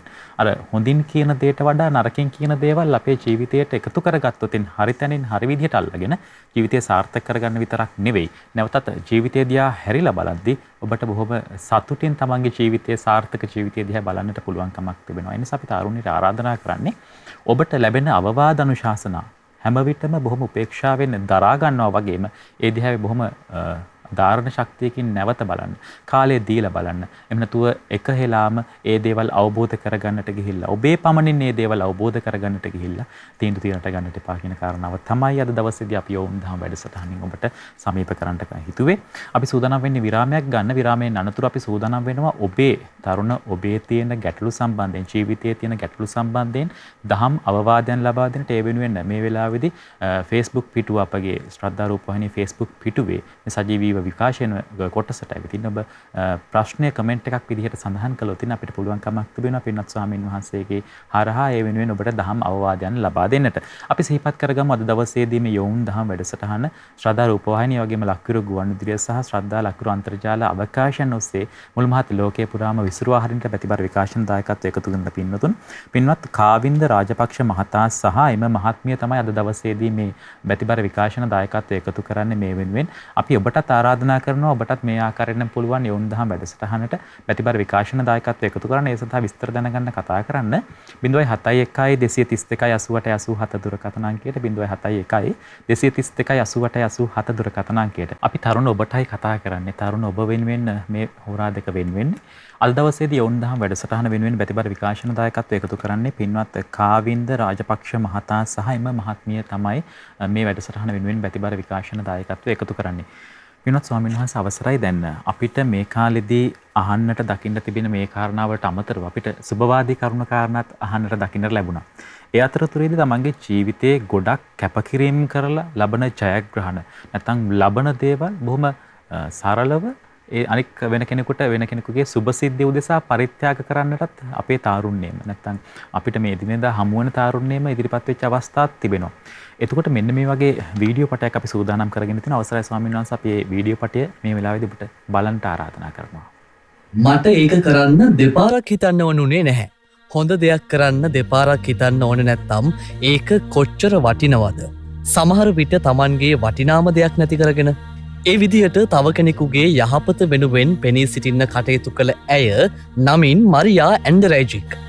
පෝලන්ත ජාතික ඇය මෙවර ඔලිම්පික් තරඟ සඳහා ඉදිරිපත් වෙන්නේ හෙල්ල විසිකිරීමේ තරඟ ඉසව්වට. ඇය අවසාන තරඟයේ රිදී පදක්කම කරපැළඳූ ක්‍රීඩිකාව. මරියාගේ පළමු ඔලිම්පික් පදක්කම තමයි ඒ. අපි යමු ආයෙත් මුලට. ඔව් ඇයට ඒ දේ කරන්න දෙපාරක් හිතන්න ඕන උනේ නැහැ. ඇය තමන්ගේ ජීවිතයේ වටිනාම ඔලිම්පික් පදක්කම වෙන්දේසි කරන්න තීරණය කළා. ඒ මාස 8ක් වයස ඇති මිලොසෙක් මලිසා නම් පුංචි දරුවාගේ ජීවිතය බේරගන්න. ඉක්මන් සැත්කමක් සිදු කරන්නට නියමිතව සිටි මේ පුංචි දරුවා වෙනුවෙන් තමයි ඇය ඒ මුදල යොදවන්නේ. පුංචි මලිසාගේ සැත්කමට මුදල් නොමැතිව සිටි මේ දරුවාගේ දෙමව්පියන් මුදලින් හරියඩක් කොහොමරි හොයාගන්නවා. ඉතිරි මුදල මරියාගේ රිදී පදක්කමෙන් ගෙවන්න මරියා ඉදිරිපත් වුණා. වෙන්දේසිය පෝලන්තයේ සුපිරි වෙළඳ සංකීර්ණ ජාලයක් වන සැප්කා නම් සමාගම දිනාගන්නවා. ඒ ඇමරිකානු ඩොල 1,25,000කට ආසන්න වශයෙන් රුපියල් 250,000කට. දැන් පුංචි මලිසාගේ සැත්කමට මුදල් ප්‍රමාණවත්. ඒ මුදල පිටුපස බැබලුණු රිදී පදක්කම මාරියා. ඇය එසේ මෙසේ ක්‍රඩිකාවක් නෙවෙයි. ඇයත් උරහිසේ ශල්ලකරමයකට භාජනය වුණ කෙනෙක්. රුදුරු පිළිකාවක් එක්ක සටන් කළ කෙනෙක්. ඒත් ඇය සිහිනයේ අභියෝගයක්ත් එක්ක දිනනවා. ඒ දිනපු සිහින තව කෙනෙකුට දුන්න නිසා ඇගේ සිහිනය ගොඩක් වටිනවා. ඇගේ රිදී පදක්කම වෙන්දේසියේ හිමිකම ලබාගත් සැබ්කා සමාගම අවශ්‍ය මුදල කුඩා දරුවාට දෙන්න වගේම නැවත මාරියාට රිදී පදක්කම දෙන්න තීරණය කළා. දිගුදුර බලා ඇය එල්ල කළ හෙල්ල නියම ඉලක්කය සොයා ගියා. ලෝකයටම ඕනේ මේ වගේ ඉලක්කයක්. මොහොතකට නැවතිලා ඇගේ රිදී පදක්කම දිහා බලන්න. ඇත්තට මේක රන් පදක්කමක් නෙවෙයි. ඉතිං ලස්සන හදවත් වලට රන් රිදී කියලා වෙනසක් නැහැ. පදක්කම් ඕනෙත් නැහැ. හැමදාම ඒ හදවත් බබලන්නේ ලෝකයටම එලියක් වෙමින්. අනිත් කාරණය ලෝකයටම එලිය දෙන ඒ වගේ හදවත් ආපසු කිසිම දෙයක් බලාපොරොත්තු වෙන්නෙත් නැහැ. මේ කතාව පෝලන්තයෙන් නැහිද්දී අපේ රටේ මේ කතාවත් කියන්නම ඕනේ. ශ්‍රී ලංකා එක්දින සහ 2020 ක්‍රිකට් නායක දසුන් ශානක ඔහුගේ පරිත්‍යාගයත් මේ මොහොතේදී අමතක කරන්නම බැහැ. පසුගියදා පැවැත්වුණු ආරාධිත 2020 ක්‍රිකට් තරඟාවලියේ වීරයා ලෙස දසුන් ශානක දිනාගත් මුදල ඔහු පරිත්‍යාග කරනවා. ඒ කළුම්බෝවිල රෝහලට කෘතිම ශ්වසන ආධාරකයක් ලබා දීමට. රටේ තියෙන තත්ත්වෙත් එන්නම නරක අතර හැරමින් තියෙන. ඉතින් ක්‍රීඩකයන් විදිහට අපිට කරන්න පුළුවන් දේ තමයි ඒකට පුළුවන් තරම් උදව් කරන එක. මම මගේ මෑන් ඔෆ් ද සීරීස් වෙච්ච මුදල් ප්‍රමාණය එහෙම පරිත්‍යාග කරන ඒ වගේම කණ්ඩායමෙන් අපි මුදලක් පරිත්‍යාග කරන්න බලාපොරොත්තු වෙනවා. ලෝකයේ ලස්සන ජයග්‍රහණය වෙනුවෙන් තරඟ වදිනකොට නෙවෙයි. අනුන් වෙනුවෙන් තරඟ වදිනකොට. දිනන්න තරඟ කරන තමන්ගේ ජය වෙනුවෙන් සටන් කරන බහුතරය අතරේ ලස්සනට හිනාවෙන තමන් නිසා අනුන්ට හිනාව දෙන ලස්සන හදවත් සුළු ප්‍රමාණයක් හරි ඉන්න එකත් හොඳයි. ජීවිතය ගැන අපිට ආපහු හැරිලා බලන්නට හිතෙනවා. තමන්ට ලැබෙන වටිනාම දේවල් ඒ විදිහට පරිත්‍යාග කරන්නට තරම් මේ සමාජයයි ජීවත් වෙනවා. අවසරයි පින්වත් ස්වාමීන් වහන්සේ මේ ගැන අපිට අවවාද අනුශාසනා සිදු කරන්න. ඇත්තම ශානක අපි යොවුන් දහම් වැඩසටහනේ ආරම්භක අනුශාසනාවේදී සිහිපත් කළෙත් ගන්න තීන්දු තීරණ ගැන. බලන්න දැන් මේ අපි වීඩියෝ පටේ නරඹපු පෝලන්ත ජාතික මාරියා ඇන්ඩෙරයිජික් ඒ ක්‍රීඩිකාව. ඇය තමන්ගේ ජයග්‍රහණයත් එක්ක තීරණයක් කරගන්නවා. ඒ වෙලාවේ හිතලා ගත්ත තීරණය. එහෙමයි. ඊට පස්සේ අපේ රටේ 2020 තරඟාවලියේ මේ ක්‍රිකට් කණ්ඩායමේ නායකයා දසුන් ශානක. එතකොට ඔහුත් තමන්ගේ ජයග්‍රහණයත් එක්ක ඔහු තරඟාවලියේම වීරයා බවට පත් වෙනවා. එහෙමයි. තීරණයක් ගන්නවා. ඒ ගන්න තීරණය කියන එක ඒ දෙදෙනාගේ ජීවිතවල බැබලීමක් ඇති කළා. ඒ ගන්න තීරණේ දෙදෙනාගේම ජීවිතවල බැබලීමක් ඇති කළා. තවත් වටිනාකමක් එකතු වෙනවා ස්වාමීන් වහන්සේ. බොහෝ ඒ කියන්නේ ඒ අයට යම් කීර්තියක් හෝ යම් වටිනාකමක් මේ සමාජය තුළ තිබුණාද තිබුණු එක දහස් ගුණෙන් 100 ගුණෙන් වැඩි වෙන විදිහේ තීරණයක් ඒගොල්ලෝ එක ඇසෙල්ලකින් ගන්නවා. බොහොම යහපත් සුන්දර තීරණයක්. එතකොට බලන්න දැන් ගන්න පදක්කමක් සම්බන්ධයෙන් අපි දකින්න ඕන තරම් ඔලිම්පික් වේවා යම් තරඟාවලි ඒ තරඟාවලදී මේ අපේ ක්‍රීඩකයෝ ජයග්‍රහණ කරනවා. ලෝකයේම ක්‍රීඩකයෝ ජයග්‍රහණ කරනවා. ඒ කාලෙට විතරයි ඒක කතා වෙන්නේ. අපි තුම දින්නහම සතියක් හමාරක් ඒක කතා වෙනවා. එහෙමයි. ඊට පස්සේ සමහරලාට ආයේ ඒ ගැන කතාවක් වෙන්නේ ඊළඟ අවුරුද්දේ තරඟාවලිය ආවම කලින් පාර නම් මේ අයයි දිනුවේ කියලා. ඒක එතන ඉවරයිනේ. ඒ පදක්කම සමහරලාට කොහේ හරි තැනක ප්‍රදර්ශනය වෙනවා. එච්චරයි. එහෙමයි. නමුත් මේ ගත්ත තීරණ දෙක මේ තීරණ දෙක කාලයක් කතා කරනවා. ඒ තීරණ දෙක කවුරුත් සමාජයේ කතා නොකලත් ඒ අයගේ හිතවලට කොච්චර සැනසෙල්ලක් එකෙන් ඇති කරනවද? එහෙමයි. ඒ නිසා මේකෙදි විශේෂ පණිවිඩයක්. ඒ කියන්නේ මේ වගේ දේවල් අපිට අපේ ජීවිතේ කරගන්න පුළුවන් නම් ඒක කොච්චර යහපතක්ද.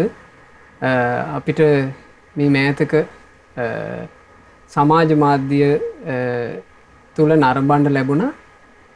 අපි දන්නවා මේ වෙනකොට ලංකාවේ දරුවන්ට අධ්‍යාපනය දෙන ගුරුවරු අතරේ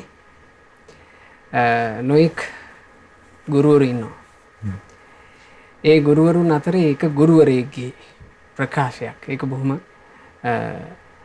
මේ ලස්සන ප්‍රකාශයක්. එතුමා මේ තමන්ගේ ආචාර්යවරයාගෙන් ලැබූ මේ අවවාදය.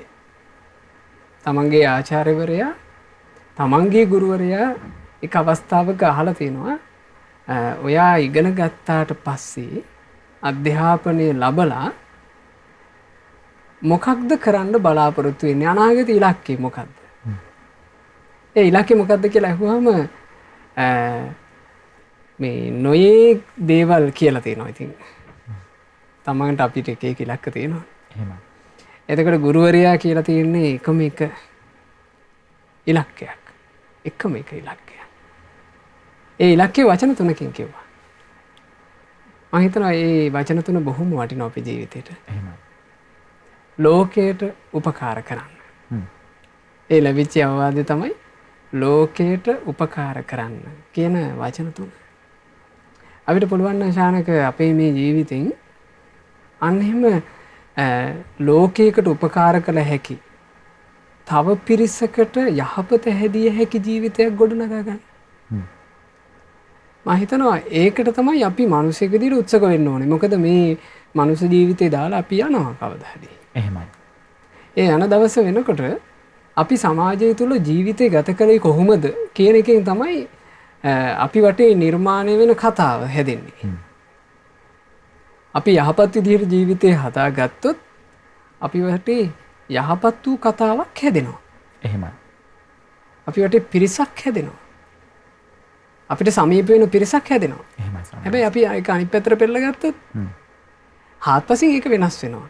දැන් ඒක අවස්ථාවක අපේ මේ ක්‍රිකට් කණ්ඩායමේ හිටපු නායකයෙක් ලසිත් මාලිංග ක්‍රීඩකයා හරි ලස්සන උත්තරයක් දෙනවා මාධ්‍යවේදියෙකුට. ඒ මාධ්‍යවේදියා යම් කතාබහේදී කාරණාවක් කියනවා ඔබව මේ ගොඩාක් පිරිස අතරේ බබළු වල ඉස්සරහට අරගත්තේ. එහෙම නැත්නම් ඔබ අනිත් ක්‍රීඩකයන් අතරේ වෙන මේ අන් අයටත් වඩා විශේෂයෙන් ඉස්මතු කළේ මාධ්‍යයයි කියලා. එතකොට මේ මාධ්‍යවේදියා මේ කතාව කිව්වහම ලසිත් මාලිංග ක්‍රීඩකයා හරි ඍජු ප්‍රකාශයක්. හරි ලස්සන ප්‍රකාශයක් කරනවා. ඔබලා නම් මාව ඉස්මතු කරලා ගත්තේ. ඇයි මාව විතරක් කළේ? ඔබලා නම් මාව ඉස්මතු කරලා ගත්තේ ලසිත් මාලිංග කියන කෙනාව ඔබලා නම් හැදුවේ. ඇයි මාව විතරක් හැදුවේ? මේ තව කීප දෙනෙක් හදන්න එපේ. එතකොට ඇත්තටම ශානක අපිව ලෝකයක් කතා කරන කෙනෙක් බවට පත් වෙන්නේ අපේම දක්ෂතාවය නිසා. අපේම තීන්දුව తీරන නිසා. එහෙමයි. අපි ලෝකයේත් එක්ක ජීවිතය ගත කරන පිළිවෙල නිසා. අපේ දක්ෂතාවයක් වෙන්න පුළුවන්. අපි ලෝකයට කරපු යම් උපකාරයක් වෙන්න පුළුවන්. ඒකෙන් තමයි අපි ලෝකයේ ඉස්සරහා බැබලීමකටපත් වෙන්නේ. ඒ බැබලීම අපිට ගන්න පුළුවන් නම් ලෝකයට උපකාර කරලා. ඒක තමයි මේ මනුස්ස ජීවිතේ අපිට කරගන්න ලැබෙන උතුම් දේ. එහෙමයි. ඒ නිසා යම් ආගමක වෙන්න පුළුවන්. නොඑක් මතවාදයක් පස්සේ යන කෙනෙක් වෙන්න පුළුවන්. මේ සමාජයේ මේ වෙනකොට විවිධාකාර ස්වරූපයෙන් සමාජයේ නොඑක් පැතිකඩවල් විවෘත වෙලා තියෙනවා. ඉතින් අපි පොදුවේ හැම දිනාට තරුණියෝ විදිහට ඔබ හැම දිනාට කරන අවවාදේ ලෝකයට උපකාර කරන සුන්දර ජීවිතයක් ඔබ ඇති කරගන්න. ඒ සඳහා උත්සුක විය යුතුයි. පින්වත් ස්වාමීන් වහන්සේ අවසරයි. දැන් අපි සූදානම් වෙන්නේ ඔබේ දහම් ගැටළු Facebook පිටුව වෙතට යොමු කරලා තියෙනවා. අපි ඒ වෙනුවෙන් තමයි මේ කාලේ වෙන් කරගන්නේ. අපි මතක් කරනවා ඔබටත් පුළුවන්කමක් තිබෙනවා ශ්‍රද්ධා රූපවාහිනියේ Facebook පිටුවේ මේ වෙලාවේ යන live එකට ඔබට පුළුවන්කමක් තිබෙනවා ඔබේ දහම් ගැටළු විමසීමක් කරන්න කමෙන්ට් එකක් විදිහට පින්වත් ස්වාමින් වහන්සේ හරහා ඒ වෙනුවෙන් දහම් අවවාද අනුශාසනාවන් ලබා දෙන්නට අපි සූදානම් වෙලා ඉන්නවා. අවසරයි ස්වාමින් වහන්සේ දැන් අපි ප්‍රශ්න වෙතට යමු වෙමු. විතානගේ විජිතා ප්‍රශ්නයක් යොමු කරනවා. අවසරයි පින්වත් ස්වාමින් වහන්සේ මා ධාර්මිකව මුදල් උපයලා දාසකම් කරලා තමා මුදල් උපයන්නේ. මේ මුදල් සංඝයා වහන්සේලාට පවත්වන පාවහන් කුඩ සිවුරු අනිකුත් පිරිකර ආදී පූජා කරන්නව නමුත් මාගේ දෑතින් පූජා කරේ නැහැ. පින්වත් ස්වාමින් වහන්සේ පින්කමේ පින් මාහට එකසේ ලැබෙනවාද මා පිටරට දැන්ට ඉන්නේ කියන කාරණාවත් සිහිපත් කරනවා. මේ තමන්ගේ මුදල් වලින් තමයි මේ දානය කරලා තියෙන්නේ දානමාන ලබා දීලා තියෙන්නේ. නමුත් දෑතින් නැත්තම් තමන්ගේ අතින් තිනට උනේ නැහැ මේ පින් ඒ ඇයට අනුමෝදන් වෙනවාද කියන කාරණා තමයි ස්වාමීන් වහන්සේ විමසලා තියෙන්නේ. ඒට කාන්තෙන් අනුමෝදනා වෙනවා. එහෙමයි. ඒ කියන්නේ ගොඩක් කර මේ ඔය මම හිතන්නේ ප්‍රශ්නේ අහන්න හේතුව ශානක දම්පැන් පූජා කරද්දී සහත්තා දානන් දේති. තමන්ගේ අතින් දන් දෙනවා කියලා කරුණක් තියෙනවා. ඒ දානේ මහත්ඵල මහානිසංස වීම පිණිස පවතිනවා. සත්පුරුෂයා දන් දෙන්නේ මේ විදිහට. සහත්තා දානන් දේති. තමන්ගේ අතින් දාන වස්තු අරගෙන ආසාවෙන් දන් දෙනවා. ඒ සමහරවිට දානේ දෙන්න ලොකු මනාපයක් නැති දානේ පිණිස ලොකු හිතක් නැති අසත්පුරුෂ තැනැත්තාගේ දාණය ඕන් ඔහෙ තියෙනවා අරගෙන යන්න කියනවා. ඒ කෙනාගේ දාණය අතින් දෙන්නේ නැහැ. එහෙමයි. ඒ යාට අතින් දීම කියන එක කරගන්න තරම් එයාට දක්ෂතාවයක් නැහැ. හේතුව මොකද එයාට අතහරින දේ බලාගෙන දෙන්න හිතෙන්නේ. එහෙමයි. සත්පුරුෂයා දාණය දෙනකොට ශානක එහෙම නැහැ කියනවා. දානේ පිණිස මේ සෝදාගත් අත් ඇතිව ඉඳලා කවුරු හරි කෙනෙක් ඉල්ලුවාට පස්සේ අප්‍රමාණ සතුටටපත් වෙලා අර තමන්ගේ දාන වස්තුව මෙහෙම අතින් අරන් අනේ මේක අරගෙන සුවපත් වෙන්න, සැපවත් වෙන්න කියලා දෙනවා. ඒක තමයි සහත්තා දානන් දේති තමුන්ගේ අතින් දන් දෙනවා කියන කාරණේ. දැන් මේ ප්‍රශ්නේ විමසපු ඒ තැනැත්තියට විදේශගතව ඉඳලා සංඝයා වහන්සේලාට කරන උපස්ථානයේදී නොඑක් පරිස්කාර ආදී පූජා කිරීමේදී ඒ පරිස්කාර තමයි අතින් දෙන්න ලැබුණ නැත්තේ. පරිස්කාර අතින් දෙන්න ලැබුණේ නැහැ. නමුත් දානේ උදෙසා තමන්ගේ මුදල් යොමු කිරීම. එහෙම නැත්නම් දානේ උදෙසා තමන්ගේ අත්හැරීම. ඒක කළේ සියතින් ආසාවෙන් මං මෙච්චරක් පූජා කළා. මං සංඝයාට දම් පිනිස මෙච්චරක් අත්හැරියා. මගේ දහඩියෙන් මගේ මහන්සියෙන් මං හරි හම්බ කරගත්ත මගේ ජීවිත පැවැත්ම පිණිස හම්බ කරගත්ත මගේ ධනය මං අත්හැරියා. ඒක සියතින් දන් දීම නොවේද? ඒ සියතින් දන් දීමයි. ඒ නිසා අප්‍රමාණ සතුටු වෙන්න. අප්‍රමාණ සතුටු වෙන්න දම්පැන් පූජා කර ගැනීම පිණිස අපිට ලැබෙන අවස්ථාව කියන එක අතිශයින් දුර්ලභ එකක්. ඒ දුර්ලභ අවස්ථාව මේ ලෝකේ කොයි හෝ කොදෙව්වක ඉඳලා ලබනවා කියලා කියන්නේ. විශේෂයෙන් සංඝයාට දන් දීම. කොසල් රජුරෝ දවසක් බුදුරජාණන් වහන්සේගෙන් ඇවිල්ලා ප්‍රශ්නයක් විමසනවා, ස්වාමීනි අපි දානේ දෙන්න ඕන කාටද? බුදුරජාණන් වහන්සේ වදාලා මහරජය හිත පහදින තැනකට දෙන්න කිව්වා. ඇයි හිත පහදින තැනකට දෙන්න කියලා කිව්වේ? හිත පැහැදීමෙන් දෙන දානේ තමයි සතුට උපදින්නේ. හිත පැහැදීමෙන් දුන්නේ නැත්නම් දුන්නාට පස්සේ හූලනවනේ. ඒ නිසා හිතේ ප්‍රසාදය ඇති වෙන තැනට දන් දෙන්න කිව්වා.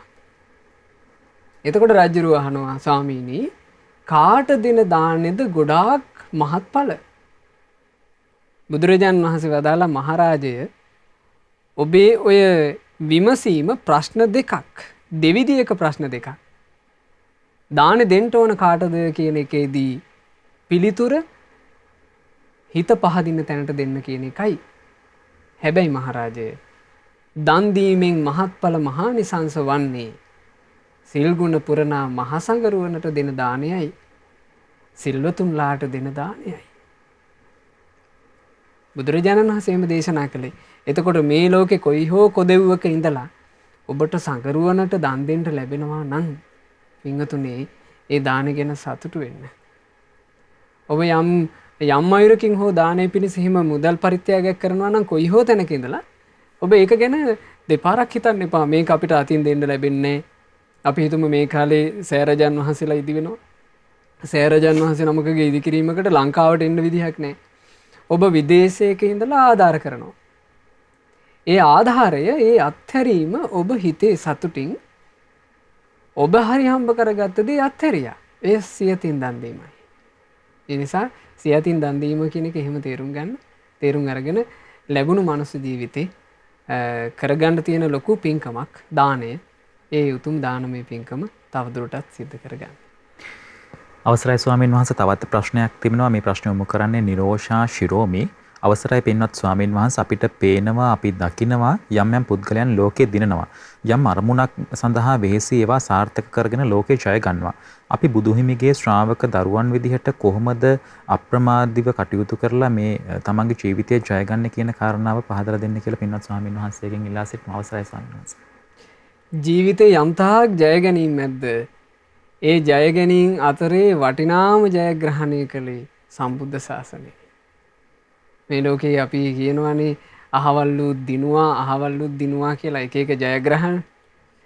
ওই ජයග්‍රහණ අතරේ හැබෑවටම ජයග්‍රහණය කියන එක ගැන කතා කරන්න තියෙන්නේ බුද්ධ ශාසනය ඇතුලේ. බුද්ධ ශාසනය ඇතුලේ තමයි හැබෑම ජයග්‍රහණය තියෙන්නේ. යෝ සහස්සං සහස්සේන සංගාමේ මානුසේ ජිනේ. යුද්ධ ආදිය කරලා වේවා යම්කිසි ආකාරයකින් වේවා මිනිස්යන්ව පරදවා ජයගන්නවා කියන එක කරන්න පුළුවන්. ඒ විදිහට මිනිස්යාව පරදවා අපි හිතමු 1000ක් යුද්ධ ජයගත්තා කියලා.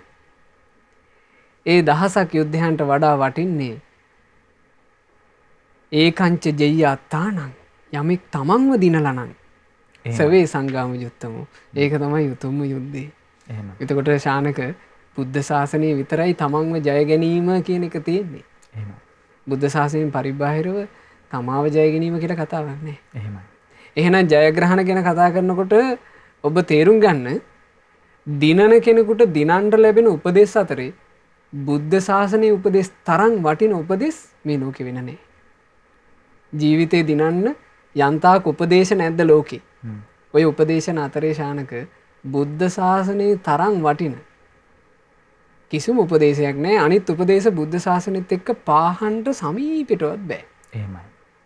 බුදුරජාණන් වහන්සේ හරි ලස්සන උපදේශ 4ක් දුන්නා අපේ ජීවිතේ ඕනම ඉලක්කයක් දිනන්න. ඕනම ඉලක්කයකට යන්න පුළුවන්. ඉතින් ඉලක්කය Taman තෝරගන්න ඕනේ. ඉලක්කය ලෞතුරුද ඉලක්කය ලාමකයිද කියන එක නේ. උතුම් ඉලක්කයක් ඇති කර ගැනීම කියන එක තම තමාට අයිති එකක්. දැන් අපි කිව්වේ ලෝකයට උපකාර කරන්නේ මේ කියලා කෙනෙකුට ඉලක්කයක් ඇති කරගන්න පුළුවන් නම් ඒක උතුම් ඉලක්කයක්. එහෙමයි. ඒකට ඉලක්කය කියන්නේ තම තමන් සන්තක එකක්. එහෙමයි. බුද්ධ ශාසනයේ නුවණැති කුල පුත්‍රෝ ඉලක්ක ඇති කරගත්තා මං නිවන් දකින්නේ මේ. අන්න උතුම් ඉලක්කයක්. නොයෙක් ඉලක්ක තියනවාද මේ ලෝකේ? ඒ සියලු ඉලක්ක සපුරා ගැනීම පිණිස කාරණා 4ක් උපකාර වෙනවා. ඒ කාරණා 4න් ඕනම ඉලක්කයක් ජයග්‍රහණය කරන්න පුළුවන්. බුදුරජාණන් වහන්සේ වදාළ ඒ කරුණු 4 මොනවද? ඡන්ද, චිත්ත, විරිය, විමර්ශන. එහෙමයි. ඕනම ඉලක්කයකට මේ 4න් යන්න පුළුවන්. එහෙමයි. මේ 4න් යන්න බැරි ඉලක්කයක් නැත. එහෙම තමයි ඒ ගැන තේරුම් ගන්න ඕන. ඡන්ද කියලා කිව්වේ මොකද්ද? ඉලක්කේ කරා යෑම පිණිස ඇති කැමැත්ත. මං මෙතෙන්ට යන්න ඕන කියන බලවත් වූ කැමැත්ත. කැමැත්ත තියනවා නම් ඒ කැමැත්ත කියලා කියන්නේ ඔබට ඉලක්කයක් සපුරා ගන්න තියෙන බලවත් දෙයක්. ඒ නිසා යම් ඉලක්කයකට යන්න කැමති නම් බලවත් කැමැත්තක් ඇති කරගන්න. ඊළඟ එක චිත්ත. චිත්ත කියලා කිව්වේ අදිෂ්ඨානයි. මම මේ ඉලක්කේ සපුරාගෙන මිසක් නවත්තන්නේ නැහැ කියන අදිෂ්ඨානයි. එහෙමයි. ඒ කෙනා වටන්න බෑ. ඒ කෙනාව පෙරලන්න බෑ. ඒ කෙනාට මොන මොන බාධා ආවත් බාධාවම ආශිර්වාදයක් කරගෙන එයා නැගිටිනවාමයි. එහෙමයි. එයාට අදිෂ්ඨානෙ තියෙනවා. හෙලන්න බැරි අදිෂ්ඨානෙ. ඒක තමයි දෙවනි ඉලක්කය සපුරා ගැනීම පිණිස අපට තියෙන බලය. ඊළඟට විරිය, වීරිය. වීරිය කියලා කියන්නේ කොහොම එකක්ද? වීරිය කියලා කියන්නේ බාහිරින් පේන එකක් නෙමෙයි. වීරිය කියලා කියන්නේ ඉලක්කයට බාධා සහගත කාරණා මගහැරීම පිණිසත් ඉලක්කයට උපකාර වන කාරණා පුරුදු කර ගැනීම පිණිසත් තියෙන හැකියාව. අපි යම් ඉලක්කයකට යනකොට යම් දේවල් තියෙනවා බාධා. අපි හිතමු අධ්‍යාපනයේ ලබන දරුවෙක් ඉන්නවා. අධ්‍යාපන ලබන දරුවා එයා කැමැත්තක් ඇති කරගන්නවා. අපි හිතමු ඔන්න බයොලොජි කරන ළමෙක් මේ ඉන්නවා කියලා. එයාට ඉලක්කය තියෙන්නේ ශානක වෛද්‍යවරයෙක් බවට පත් වෙන එකනේ. එහෙමයි. එයා වෛද්‍යවරයෙක් බවට පත් වෙනවා කියන අදහසට එනවා. අපි හිතමු එයාට ආසාව තිබ්බා. එයාට අදිෂ්ඨානයකුත් තියෙනවා. යම් අදිෂ්ඨානයක් එයාට තියෙනවා. මං වෛද්‍යවරයෙක් වෙන්න ඕන වෙලා තමයි පස්ස බලන්නේ කියන එකක් තියෙනවා. හැබැයි එයාට වීරිය නැත්තම්. වීරිය නැත්තම් එයා ඉක්මනින් වැටෙනවා. එහෙමයි. වීරිය කියලා කියන්නේ මොකද්ද? බාධක කරුණු මග හරින්න තියෙන දක්ෂකම. දියුණුව පිණිස තියෙන කරුණු පුරුදු කරන්න තියෙන දක්ෂකම. ඕවා නැතුව කොච්චර කියෙව්වත් ඇති වැඩක් නැහැ. එහෙමයි. අපි හිතමු ඇතැම් දරුවෙක් මං වෛද්‍යවරයෙක් වෙනවා කියලා හැමෝටම කියනවා. කිව්වට වෛද්‍යවරයෙක් වෙයිද? වෙන්නේ නැහැ. ඊට පස්සේ අපි හිතමු එයා තමන්ගේ මේ සටහන් පොත්වල ආදියත් ලියනවා මම නම් වෛද්‍යවරයෙක් වෙනවාමයි. එහෙම ලිව්වට වෙයිද? වෙන්නේ නැහැ. එයා ඒ ඉලක්කය පිණිස කැප වෙන්න ඕන. බුදුරජාණන් වහන්සේ හරි ලස්සනට ශානක ඕක වදාලා. කිකිලියෝ දෙන්නෙක් හිටියා කියනවා. කිකිලියෝ දෙන්නාම බිත්තර දැම්මා.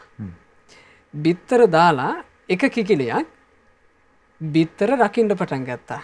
බිත්තර මෝරන්න සානක ඕන රැකීම. ඊළඟට කුකුල් ගඳ ගැස්සීම. බිත්තර උණුසුම් කිරීම. ওই ටික තියෙද්දි තමයි බිත්තරේ මෝරන්නේ. දැන් කිකිලි බිත්තර ටික දාලා ওই ටික කරන්න පටන් ගත්තා. එයා කරන්නේ ওই මොනවා හරි චුට්ටක් කාලා බීලා ඊට පස්සේ ඇවිල්ලා හොඳට බිත්තර ටික වහගෙන කුකුල් ගඳ ගැස්සමින් උණුහුම දෙමින් රකින්න. අනික් කිකිලි මගේ කුකුල් පැට්ටෝ ටික මං එළියට එනවා දකින්නවාමයි. මට දැන් බිත්තර තියනවා නොවේ කියලා රටේ ලෝකේ කී ඇවිදින්න පටන් ගත්තා රකින්නේ. එයා මේ කුකුලන්ගේ මේරීම පිණිස යමක් කළ යුතුයිද ඒක අත්හැරියා. එහෙමයි. එයා දැන් බිත්තර ටික තියෙද්දි රෝන්ද ගහනවා. ඒ වගේ දරුවෙකුට තියෙන්න පුළුවන් ශානක ඉලක්ක.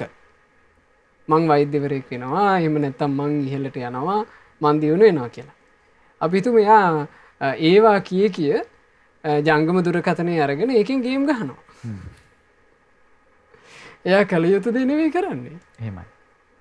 එයාට දෙමව්පිය අවවාදයක් කරොත් එහෙම ඒ අවවාදයටත් කේන්ති අරගෙන කිපි ඉන්නවා. එයා ඉලක්කේ කරා ලං වෙන්නේ නැහැ. එයා ඉලක්කයෙන් සම්පූර්ණ පරිබාහිර පැත්තක යනවා. හරියට අර කිකිලි වගේ. කිකිලි ඔහි ඇවිද හිටියා. බුදුරජාණන් වහන්සේ වදාරනවා මහණෙනි පැටවු ටික සුවසේ එළියට එන්නේ කොයි කිකිලිකද?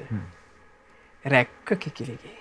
ඒ රැකපු කිකිලිට ආසාවක් කැමැත්තක් නැති වුණත් පැට්ටු මෝරනවා. එහෙමයි. ඇයි යා කළ යුතු දේ කළා. ආන් ඒ වගේ ශානක වීරිය කියලා කියන්නේ අපේ දියුණුව පිණිස ඒ කියන්නේ අපි යම් ඇති කරගන්න ඉලක්කයක් තියනවාද? ඒ ඉලක්කයේ දියුණුව පිණිස හේතු වෙන කාරණා පුරුදු කරන්න. ඒ ඉලක්කයට බාධා වෙන කාරණා. අධ්‍යාපනය ලබන දරුවෙකුට දැන් ඔන්න දීලා තියෙනවා මේ ඔන්ලයින් ක්‍රමින් තමයි ඉගෙන ගත යුත්තේ. ඒකෙන් තමයි Zoom තාක්ෂණින් ඔයාලට පන්ති කරන්නේ කියලා දෙනවා ජංගම දුරකථන.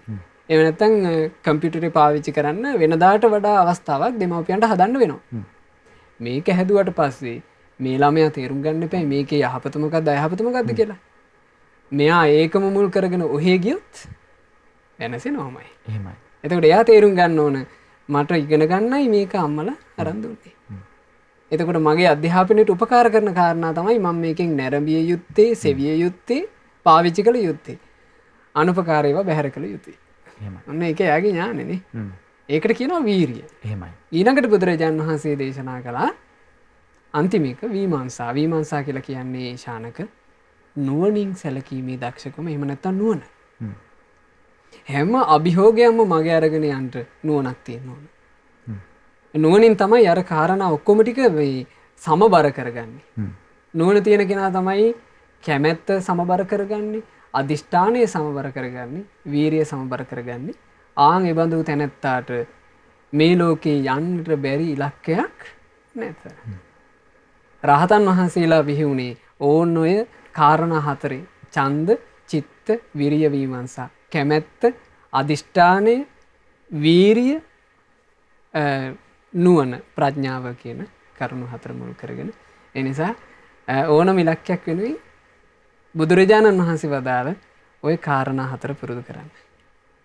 එහෙමයි ස්වාමීන් වහන්සේ. දැන් කතාවක් තියෙනවා මේ සිහින දකින්න හරි ලේසි. සිහින හැබෑ කරගන්නත් ලේසි. හැබැයි සිහින හැබෑ වෙනකන් ස්වාමීන් වහන්සේ සිහින තුල ජීවත් වීම තමයි අමාරු. ඒ වෙනුවෙන් වැඩ කරන්න තමයි අමාරු කියලා. නිසා සිහින හැබෑ වෙනකල් ඔබේ ජීවිත ඉලක්ක හැබෑ වෙනකල් ඒ ඉලක්ක කරා යනකල් වීරිය වඩන්න කියන කාරණාව තමයි ස්වාමීන් වහන්සේ අනුශාසනාව සිදු කරේ. දැන් මේ විදිහට වීරිය වඩමින් යනකොට මේ ඊළඟ ප්‍රශ්නය මේ ප්‍රශ්නෙට සම්බන්ධ වෙනවා. මංජුලා ප්‍රියදර්ශිනී තමයි මේ ප්‍රශ්නේ යොමු කරන්නේ. නමෝ බුද්ධාය. අවසරයි පින්වත් ස්වාමීන් වහන්සේ. අපට කෙටි කාලයකදී විශාල වැඩ කොටසක් නිම කිරීමට සිදු වුණාම සිත විසිරීමටත් සිහිය දුර්වල වීමත් සිදු වෙනවා. එවන් අවස්ථාවකදී කොහොමද ධර්මයෙන් පිළිසරණක් ලබා ගන්නේ කියන කාරණාව තමයි මංජුලා ප්‍රියදර්ශිනී යොමු කරන්නේ. අවසරයි පින්වත් ස්වාමීන් වහන්සේ. හිතට ඇති වෙන වෙහෙස ගත්තාම ඒ වෙහෙස තුනී කරගන්න බුදුරජාණන් වහන්සේගේ සද්ධර්මයේ තුල පෙන්වන ක්‍රම තමයි ශානක අතිශයින්ම දියුණු මට්ටමක තියෙන අතිශයින්ම ඉහළ මට්ටමක තියෙන සාර්ථකම ක්‍රම. එහෙමයි ස්වාමීන් වහන්සේ. මොකද මානසයේ දියුණුව වෙනුවෙන් ශාස්ත්‍රෝන් වහන්සේ පෙන්වා වදාළ ක්‍රමයට වඩා දියුණු ක්‍රමයක් මේ ලෝකේ නෑ. ඊට වඩා මේ මනස දියුණු කරන්න පුළුවන් ක්‍රමයක් කියලා කතාවක් මේ ලෝකේ නෑ. එහෙමයි. ඇතරම ගොඩාක් දෙනෙකුට මේ නැත්තේ ශානක ඒක කාලයක් පුරුදු කිරීමේ හැකියාව. දැන් අපි කලිමුත් කිව්වේ ශානක සිහිපත් කළා වගේ තමන්ගේ ජීවිතේ දියුණුව කැමැත්තෙන් කළ යුතු යම් ප්‍රතිපදාවක් ඇද්ද ඒක අකණ්ඩව කරන්න තමයි බොහෝ දෙනෙක් අදක්ෂ. එහෙමයි. ඒ නිසා මේ චිත්ත දියුණුව සම්බන්ධයෙන් වේවා සිතේ තැම්පත් කර ගැනීම සම්බන්ධයෙන් වේවා අපිට බුදුරජාණන් වහන්සේ දේශනා කරපු යම් භාවනා සමත විදර්ශනා භාවනා ඇද්ද මේ භාවනා තුළින් තමයි මේ හිතට හැබෑම සැනසෙල්ලක් සුවයක් සුවපත් භාවයක් අපිට ඇති කරගන්න ලැබෙන්නේ. එනිසා ඔබ උත්සුක වෙන්න සාමාන්‍යයෙන් එදිනෙදා ජීවිත ගත කරනකොට ඔබට පුරුදු කරගන්න පුළුවන් හිතේ තැම්පත් භාවය පිණිස හොඳ භාවනාවක් මෛත්‍රී භාවනාව. හිතේ තැම්පත් භාවය පිණිස ඔබට ගොඩාක් උදව් කරනවා මෛත්‍රී භාවනාව. මෛත්‍රී භාවනාවේ ආනිසංස භාග්‍යතුන් වහන්සේ වදාරනකොට ඒ ආනිසංසවල සඳහන් කළා තුවටං චිත්තං සමාධියති. හිත වහා තැම්පත් වෙනවා. හිත වහා එකලස් කරගන්න අවස්ථාව ලැබෙනවා මෛත්‍රී භාවනාව කරන කෙනාට. මම වෛර නැත්තෙක් වෙම්වා, තරහා නැත්තෙක් වෙම්වා, ඊර්ෂ්‍යා නැත්තෙක් වෙම්වා, දුක් පීඩා නැත්තෙක් වෙම්වා, සුවසේ ජීවත් වෙම්වා, ශාන්ත සුවයට පත් වෙම්වා ආදී වශයෙන් අපි මෙත්සිත වඩන්න ඕන. ඒ මෙත්සිත කාලයක් පුරුදු කරනකොට මේ හිතේ තැම්පත් වීම, සුවපත් වීම අපිට ලබන්න පුළුවන්. හැබැයි රැකී ආරක්ෂා ආදී කටයුතු මැද ඔබට මෙය කරන්න සිද්ධ වෙනකොට ඔබට පුළුවන් භාවනාවට එළඹෙන්න පෙර අපි අර කියපු උපක්‍රමයේ පාවිච්චි කරන්න. ඒකෙන් ලොකු හිතට සැහැල්ලුවක් ඔබට අරගන්න පුළුවන්. ආස්වාස ප්‍රස්වාසය ගණන් කරන්න. ගණන් කළා මේ හිත හොඳට තැම්පත් කරගන්න. හිත තැම්පත් වුණාට පස්සේ හිතේ බර සැහැල්ලු කරගෙන ඔබට පුළුවන් චුට්ටක් වෙලා තමන්ගේ නිවසේ යම් ඉඩකඩක් සහිත කොටසක හොඳට සක්මන් කරන්න. ඒ සක්මන් කිරීමේදීත් ඔබට පාවිච්චි කරන්න පුළුවන් මෛත්‍රියම. කොහොමද මෛත්‍රිය සක්මනේදී පාවිච්චි කරන්නේ? අපි පියවරක් ගන්න හිතනවා. සියලු සත්වයෝ සුවපත් වේවා. අනිත් පියවරත් අපි තියනවා සියලු සත්වයෝ සුවපත් වේවා. අනිත් පියවරත් අපි තියනවා සියලු සත්වයෝ සුවපත් වේවා. මෙහෙම හිතනවා. මෙහෙම හිත අපි ටිකක් විනාඩි 10ක් 15ක් සක්මන් කරනවා. සක්මන් කරලා ඔබ වාඩි වෙලා අපි මෛත්‍රී භාවනාව ඔබට අන්තර්ජාලය තුලින් ඒ මෛත්‍රී භාවනාවේ මානසිකාරය ඔබට යම් අයුරකින් ඒ රිද්මය ඔබට ඉගෙන ගන්න පුළුවන්. ඒ ඉගෙනගෙන ඔබ භාවනාව කරන්න පටන් ගන්න. ටික ටික තමයි අපිට මේක හුරු වෙන්න තියෙන්නේ.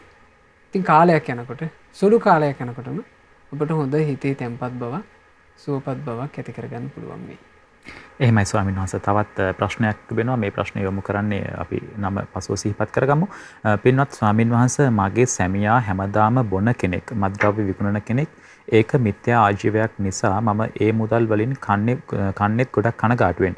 එයා කිසිම කෙනෙකුට අහුම්කම් දෙන්නේ නැහැ. යහපත් බිරිඳක් විදියට මම සැමියා එක්ක සහයෝගයෙන් සිටින්නේ කොහොමද? මම ගොඩාක් කලකිරීමෙන් ඉන්නේ. මේ ගැන කරුණාවෙන් පහදා දෙන්න කියලා පින්වත් ස්වාමීන් වහන්සේගෙන් ඉල්ලා සිටින අවසරයි. ඇත්තටම බුදුරජාණන් වහන්සේ දේශනා කළා ධම්මපදයේදී බොහොම ලස්සන ගාථාවක්. මේ ජීවිතය සම්බන්ධයෙන් ශානක අපි හැමෝම දැනගෙන ඉන්න ඕන එකක්. එහෙමයි.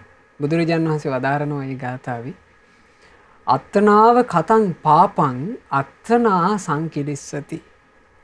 තමුන් පව් කළොත් කෙලෙසෙන්නේ තමුන්ය. අත්තනා අකතං පාපං අත්තනාව විසුද්ධති.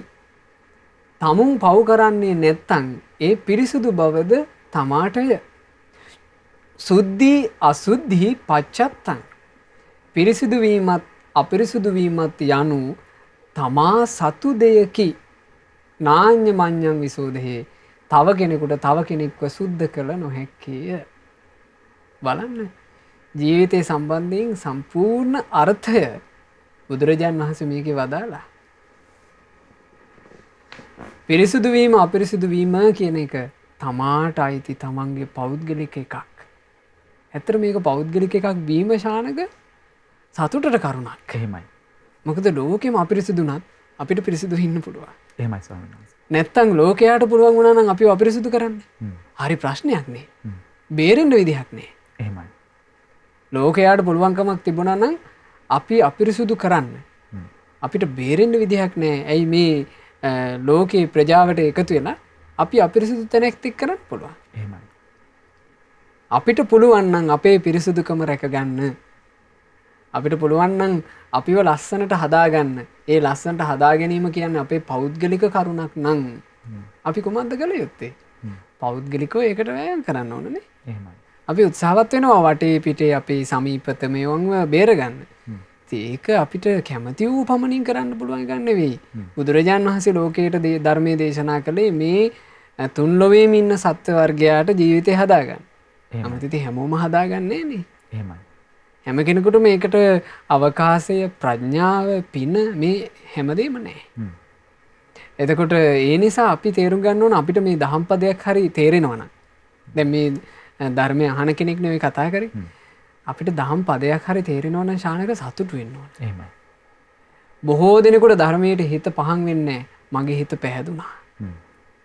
බොහෝ දෙනෙකුට බණ අහන්න හිතෙන්නේ මට බණ අහන්න හිතුණා.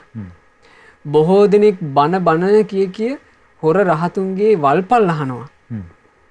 මට සත්‍ය වූ සද්ධර්මය අහන්න ලැබුණා. එහෙමයි. අන්න සතුටු වෙන්න ඕනේ.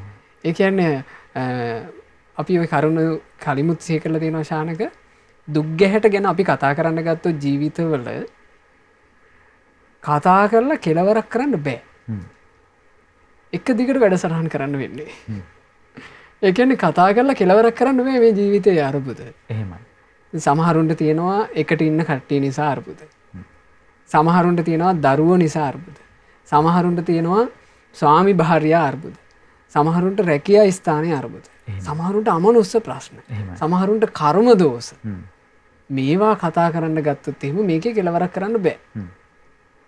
අපි සිහිපත් කරපු කාරණාවක් මේ ඔක්කොම ප්‍රශ්න අතරේ ප්‍රශ්න ගැන හිතන්න ගියොත් පීඩාවමයි. ප්‍රශ්න ගැන හිතන එක පැත්තකින් දාලා ඔබ මෙහෙම හිතන්න පටන් ගන්න.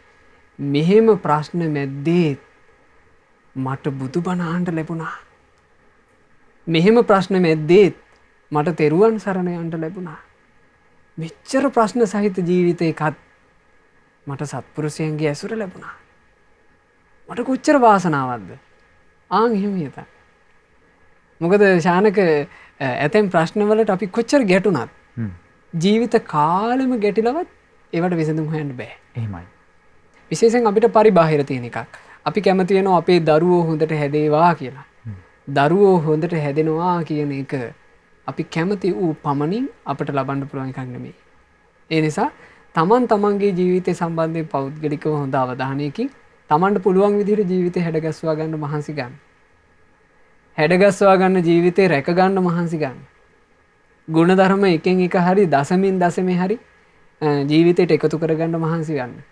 එකතු කරගන්න ගුණධර්මයක් නැසෙන්නේ නැති වෙන්න රැක ගන්න මහන්සි ගන්න. එයමයි අපිට පිහිට. මොකද මේ බාහිර ලෝකෙන් අපි බලාපොරොත්තු වෙන විදිහේ සැනසෙල්ලක් සුවයක් අපිට මේ ලබන්න පුළුවන්කමක් නැහැ. දැන් මේ ලෝකයේ දියුණු වෙලා යනකොට මේ ලෝකයේ යම් ගොඩනැගිලි ආදිය හැදෙනකොට අලුත් සුඛෝපභෝගී වාහන ආදී එනකොට ඊට පස්සේ ලෝකයේම තොරතුරු ටික මේ අඟල් 4ක විතර ෆෝන් කෑල්ලකට ළඟට ගන්න පුළුවන් තරමට තාක්ෂණය දියුණු වෙලා එනකොට අපි හිතුවනේ දැන් නම් ලෝකේ රැකවරණයක් තියෙනවා දැන් නම් හරි ෂෝක් කියලා. දැන් ඉතින් පේනවනේ ඇත්ත මොකද්ද කියලා. ඒ නිසා බාහිරින් අපි රැකවරණයක් පතනවා කියන එක අපි අඥානකමක් මෝඩකමක්. ඒ නිසා තම තමන්ට රැකවරණේ තම තමන් මේ සද්ධර්මයේ තුලින් හදා ගන්න මහන්සි. තමන් හිත හිසට තම අතමය සෙවණැල්ල කියලා කතාවකුත් තියෙනවා ජනවහරේ නිසා තමන්ට පිළිසරණ පිහිට තමන්මය නිසා තමන් ගැන තමන් ඉස්සෙල්ලාම උනන්දු වෙන ඊට පස්සේ අනික් අය ගැන හිතන්න කියන කාරණාව තමයි පින්වත් ස්වාමීන් වහන්සේ සිහිපත් කළේ. ස්වාමීන් වහන්සේ තවත් ප්‍රශ්නයක් තිබෙනවා. මේ ප්‍රශ්නේ දරුවෙක්ගෙන් යොමු වෙන්නේ අචින්ත මිගාර. පින්වත් ස්වාමීන් වහන්සේ මට අවුරුදු 14යි. මට අනවශ්‍ය සිතුවිලි ඔලුවට එනවා. ඒක පාලනය කරගන්න අමාරුයි. කොච්චර අමතක කරලා ඉන්න හැදුවත් ආයෙත් අනවශ්‍ය සිතුවිලි එනවා. ඒක මගහැර ගැනීමට පිළිතුරක් දෙන්න කියලා ඉල්ලා සිටින අවසරයි පින්වත් ස්වාමීන් වහන්සේ. ඒ දරුවට බොහෝම හොඳයි මෛත්‍රී භාවනාව පටන් ගන්න එක. අපි අර කියා දුන්නානේ ක්‍රමය. ඒ ක්‍රමයේ මුල් කරගෙන සක්මන් කරමින් වාඩි වෙමින් පුතේ මෛත්‍රී භාවනාව පුරුදු කරන්න පටන් ගන්න. ටික ටික හිතේ තැම්පත් භාවය උපදී. වැඩයකට නැති දේවල් හිතගෙනකොට ඉගෙන ගන්න දරුවෙකුට වැඩයකට නැති දේවල් හිතෙද්දි එහෙමයි. ඊළඟට ලාමක දේවල් හිතෙද්දි මේ තමන්ගේ ජීවිතයට අයහපත පිණිස පවතින දේවල් හිතෙද්දි අපි හිතමු යාළුවෝ කණ්ඩායම නරකයි. නරක යාළුවෝ කණ්ඩායම නිසා ඒ අයෝ නිතර කතා කර ඒ නරක දේවල් වලට යොමු කරවන්න පුළුවන්. අසවල් ගේම් එක අලුතින් ඇවිත් තියෙනවා ඒක ගැහුවද කියලා අහන්න පුළුවන්. එතකොට හොඳට ඉන්න කැමැත්තෙන් ඉන්න දරුවෙකුට නිකන් ලාමක ආසා උපදිනවා. එහෙම උපදිනකොට පුතේ ඕගොල්ලෝ හිතන්න ඕන අම්මයි තාත්තයි ගැන. අපි මේ ලෝකේට රැකවරණේ දුන්නේ ඒ අම්මයි තාත්තයිනේ.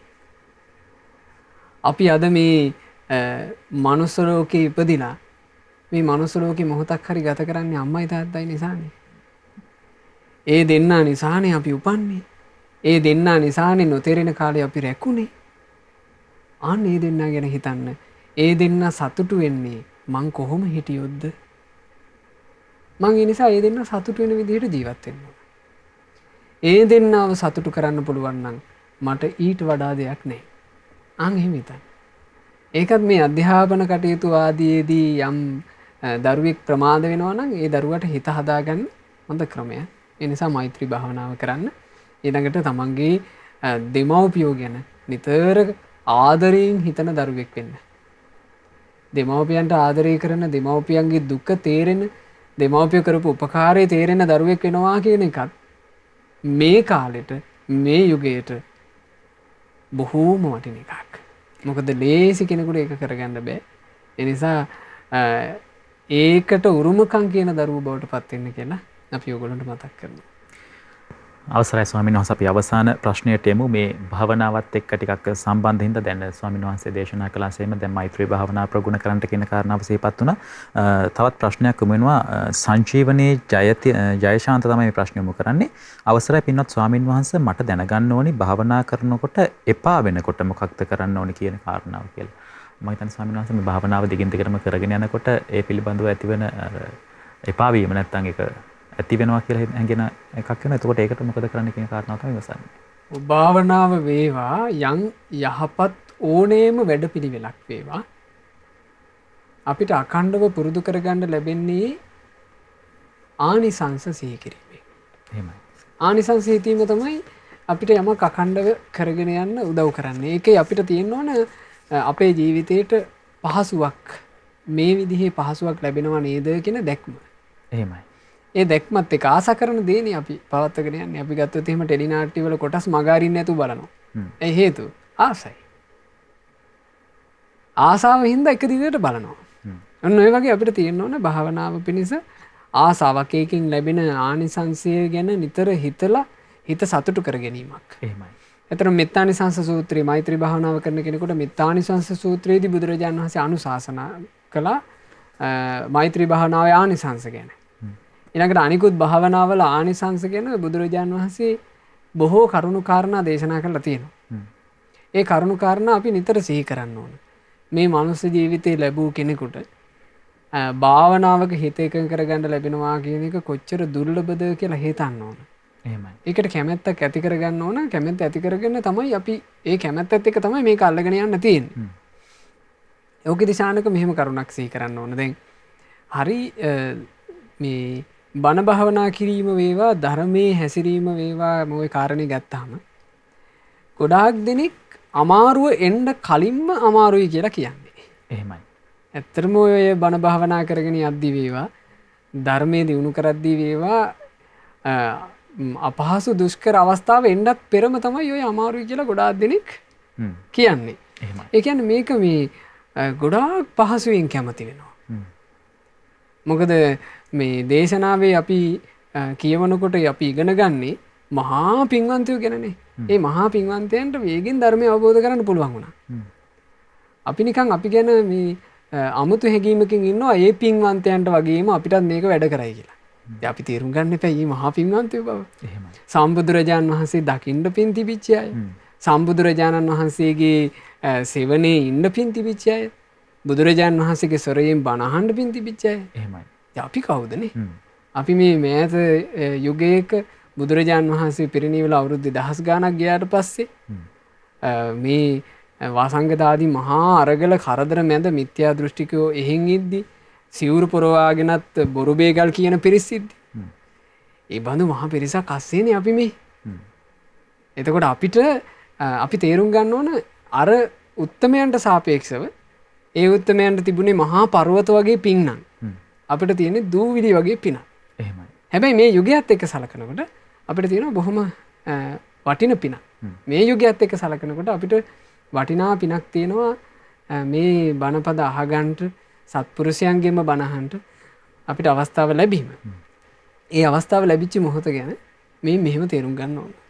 අපි හිතමු ශානක මිනිස්සෙක් ඇදගෙන වැටුණා ප්‍රපාතයකට.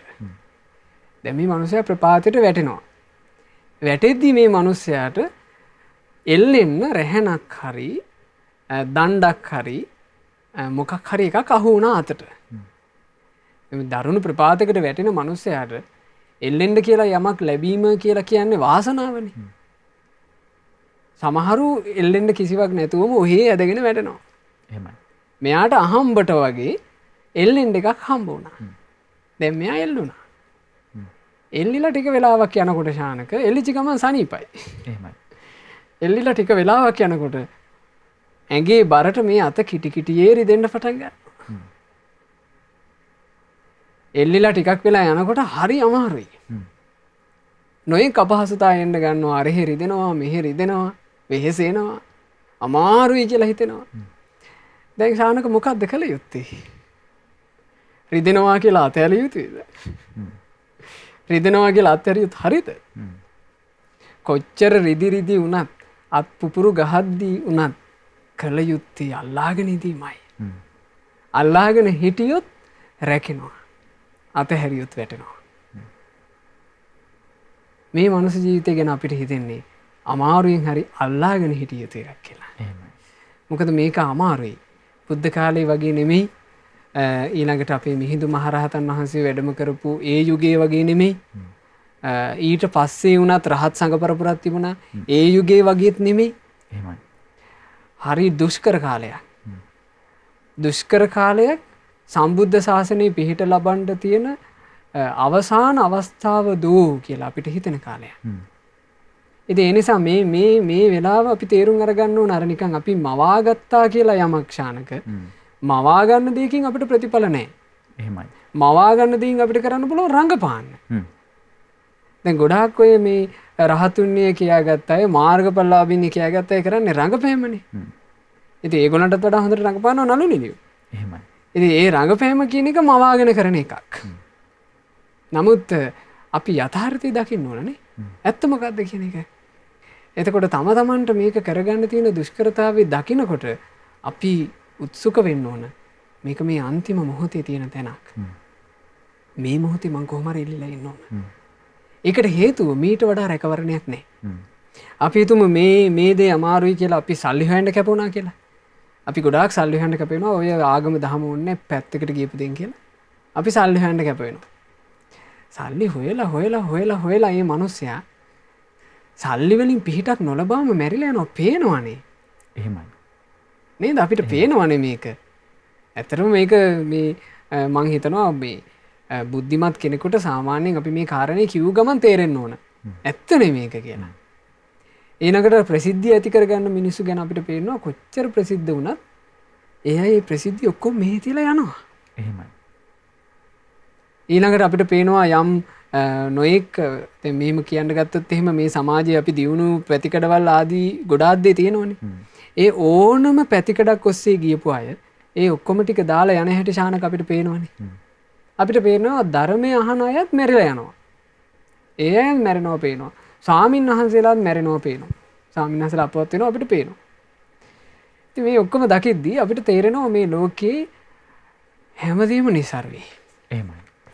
හැමදේම හරිම తాවකාලිකයි. හැමදේම අත්හැරලා යන්න සිද්ධ වෙනවා.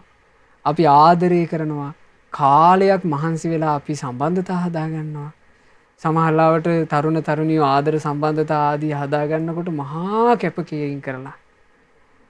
කැපකිරීම කරලා අවුරුදු ගණන් කැප වෙලා ඒ සම්බන්ධතා හදාගන්න. සිහින ලෝක ගොඩනගා ගන්නවා. ගඩොලින් ගඩොල සල්ලි එකතු කරලා ගේ පොඩ්ඩවල් හදාගන්නවා. අපි ගොඩක් කැප වෙනවා මේ ජීවිතේට. කැප වෙලා හදාගන්න ජීවිතේ එක ඇසිල්ලකින් අත්හැරලා යන්න වෙනවා. එකට ඉන්න සම්බන්ධතා එක නිමේෂයකින් අත්හැරලා යන්න වෙනවා. අපි මහා කැපකිරීමකින් පොත්පත් කියවලා සමහරවිට නිදි මරාගෙන පොත් කියවලා ඉගෙන ගන්න ඒවා. එක ඇසිල්ලකින් අහිමි වෙලා යනවා. එහෙමයි. මෙහෙම ශානක අපේ ජීවිත කතන්දරේ ගත්තාම අපිට පේන්නේ නිසාර බවක්මයි. නිස්සාරයි. දැන් අපේ ඇතම් ඥාති අන්තරා වුණාම අපි ඥාති සම්බන්ධයෙන් අපිට මේ කියන වහනෝ අපි දැකලා තියෙනවා. දැන් එක අපේ ස්වාමීන් වහන්සේ නමකගේ මෑණියෝ අන්තරා වුණා. මෑණියෝ අන්තරා වුණා මේ ස්වාමීන් වහන්සේ ගෙදර වැඩම කළාම ඒ ස්වාමීන් වහන්සේ ගෙදෙට්ට අම්මගේ මිනිය ගේන්නත් කලින්ම අම්මාගේ බඩු මුට්ටු ටික අරන් ආවා. ඒ බඩු මුට්ටු ටිකේ තිබුණා ඒ අම්මා නිතරම පාවිච්චි කරපු අම්මගේ පුංචි ෆෝන් එක. අම්මා හැම ගමනකටම දාපු අම්මගේ පරණ සෙරෙප්පු දෙක. ඊළඟට අම්මා සාමාන්‍යයෙන් නිරන්තරයෙන් ඇඳපු ඇඳුම් ටික. එහෙමයි. ඊළඟට අම්මා මේ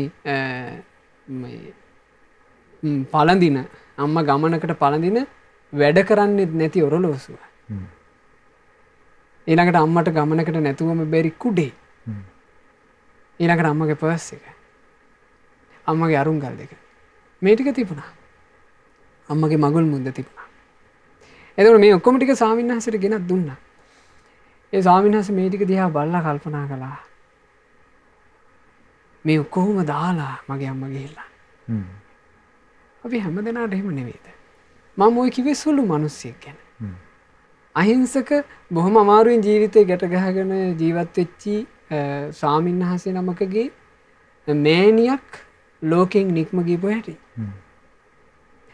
දුප්පතෙක් එහෙම යනකොට ධනවතත් තියෙන සකල මනාව අත්හැරලා යනවා. උගත්කම් පොහොසත්කම් ඔක්කොම අත්හැරලා යනවා. මේ බණ කියන භික්ෂූන් පවා මැරිලා යනකොට මෘත ශරීර අත්හැරලා යනවා. අපිට ඔක්කොම පේනවා අත්හැර යනවා. එතකොට ශානක අපි හැරි බලන්න ඕන. මේ අත්හැර යාම ගැන අත්හරින්න වීම ගැන මේ කිසිවෙකුටවත් මග නොහැරිය හැකි සත්‍ය ගැන ලෝකයට කියපු කෙනෙක් ඉන්නවද? අපිට ලෝකේ ඔව කිව්වේ නැහැනේ කවුරුත්. අපිට කියන්නේ කොහොමද හොඳට ඉගෙන ගනින්නලා ඉගෙන ගත්තොත් ඉහළ තැනකට යන්න පුළුවන්. ඉහළ තැනකට ගියාට පස්සේ කොච්චර ඉහළට ගියත් උඹලා මැරිලා යනවා කියලා කියන කෙනෙක් හිටියේ නෑ අපිට. අපි හොයලා බලන්න ඕන. අපිට සත්‍ය කිව්වේ කවුද කියලා. ආන් එතකොට අපිට ඝන අන්ධකාරයේ දිලෙන පහනක් හිරුමඩලක් වගේ පේන්නේ බුදුරජාන් වහන්සේ විතරයි. බුදුරජාන් වහන්සේ විතරමයි පේන්නේ. බුදුරජාන් වහන්සේගේ ධර්මයේ විතරයි පේන්නේ. එහෙමයි. වෙන එකක් කෝ? වෙන කිසිම පිළිසරණක් නැහැනේ. අපිට අවිවාදයෙන් කියන්න පුළුවන් බුදුරජාණන් වහන්සේ විතරයි මේ සත්‍ය ලෝකෙට දේශනා කළේ කියලා.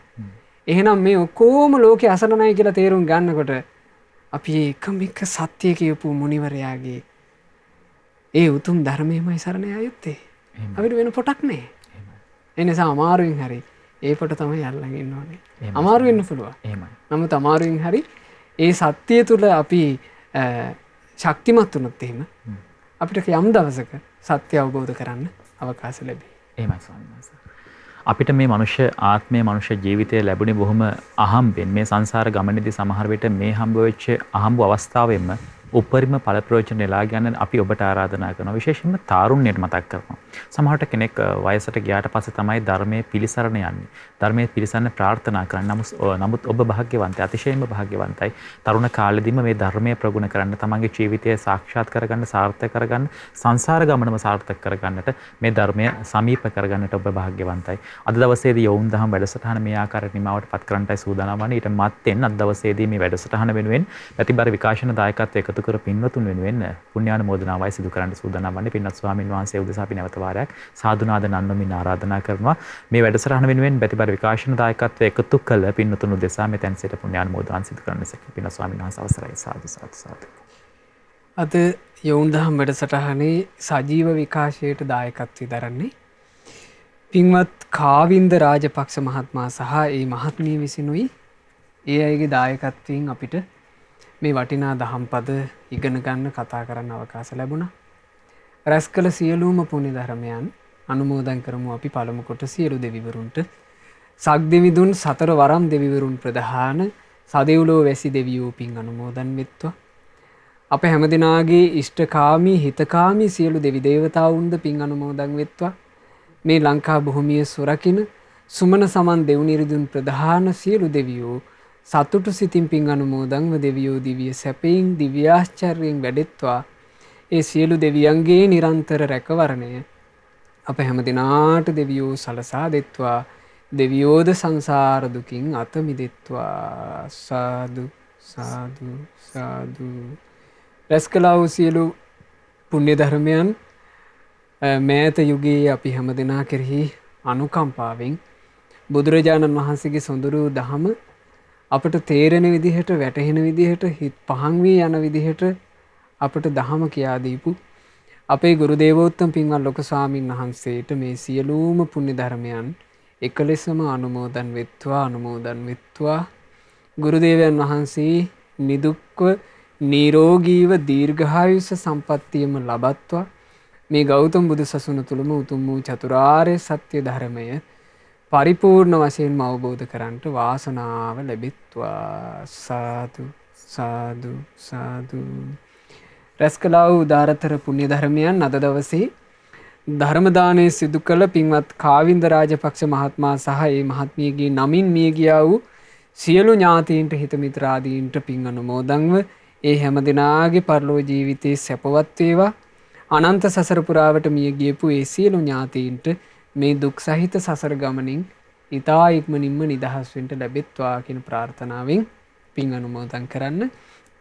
සුජීවත්ව සිටින දෙමව්පියන්ටත් චෙනුති සහ චෙනායා යන ඒ දියණිවරු දෙදෙනාටත් සුජීවත්ව සිටින පවුලේ සෑම සියලු දෙනාටත් මේ පින් අනුමෝදන් කරන්න බලාපොරොත්තු වෙනවා. ධර්ම දානය සිදු කරන පින්වත් කාවින්ද රාජපක්ෂ මහත්මයා සහ ඒ මහත්මිය.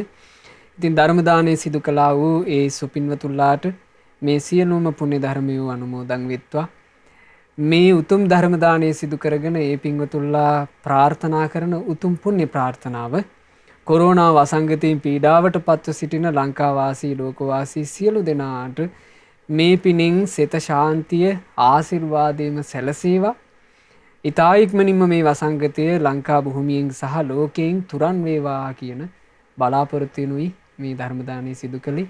ඉතින් ඒ සුපින්වතුන්ලා හැම දිනාට ධර්ම දානය සිදු කරපු පින්වත් හැම දිනාට මේ සියලු පින් අනුමෝදන් වෙලා ඒ අයගේ රැකී ආරක්ෂා ආදී ජීවිතයේ සියලු යහපත් කටයුතු ਸਰව ප්‍රකාරයෙන්ම සාර්ථක වේවා. ඒ චෙනුති සහ චෙනායා යන දියණිවරු ප්‍රධාන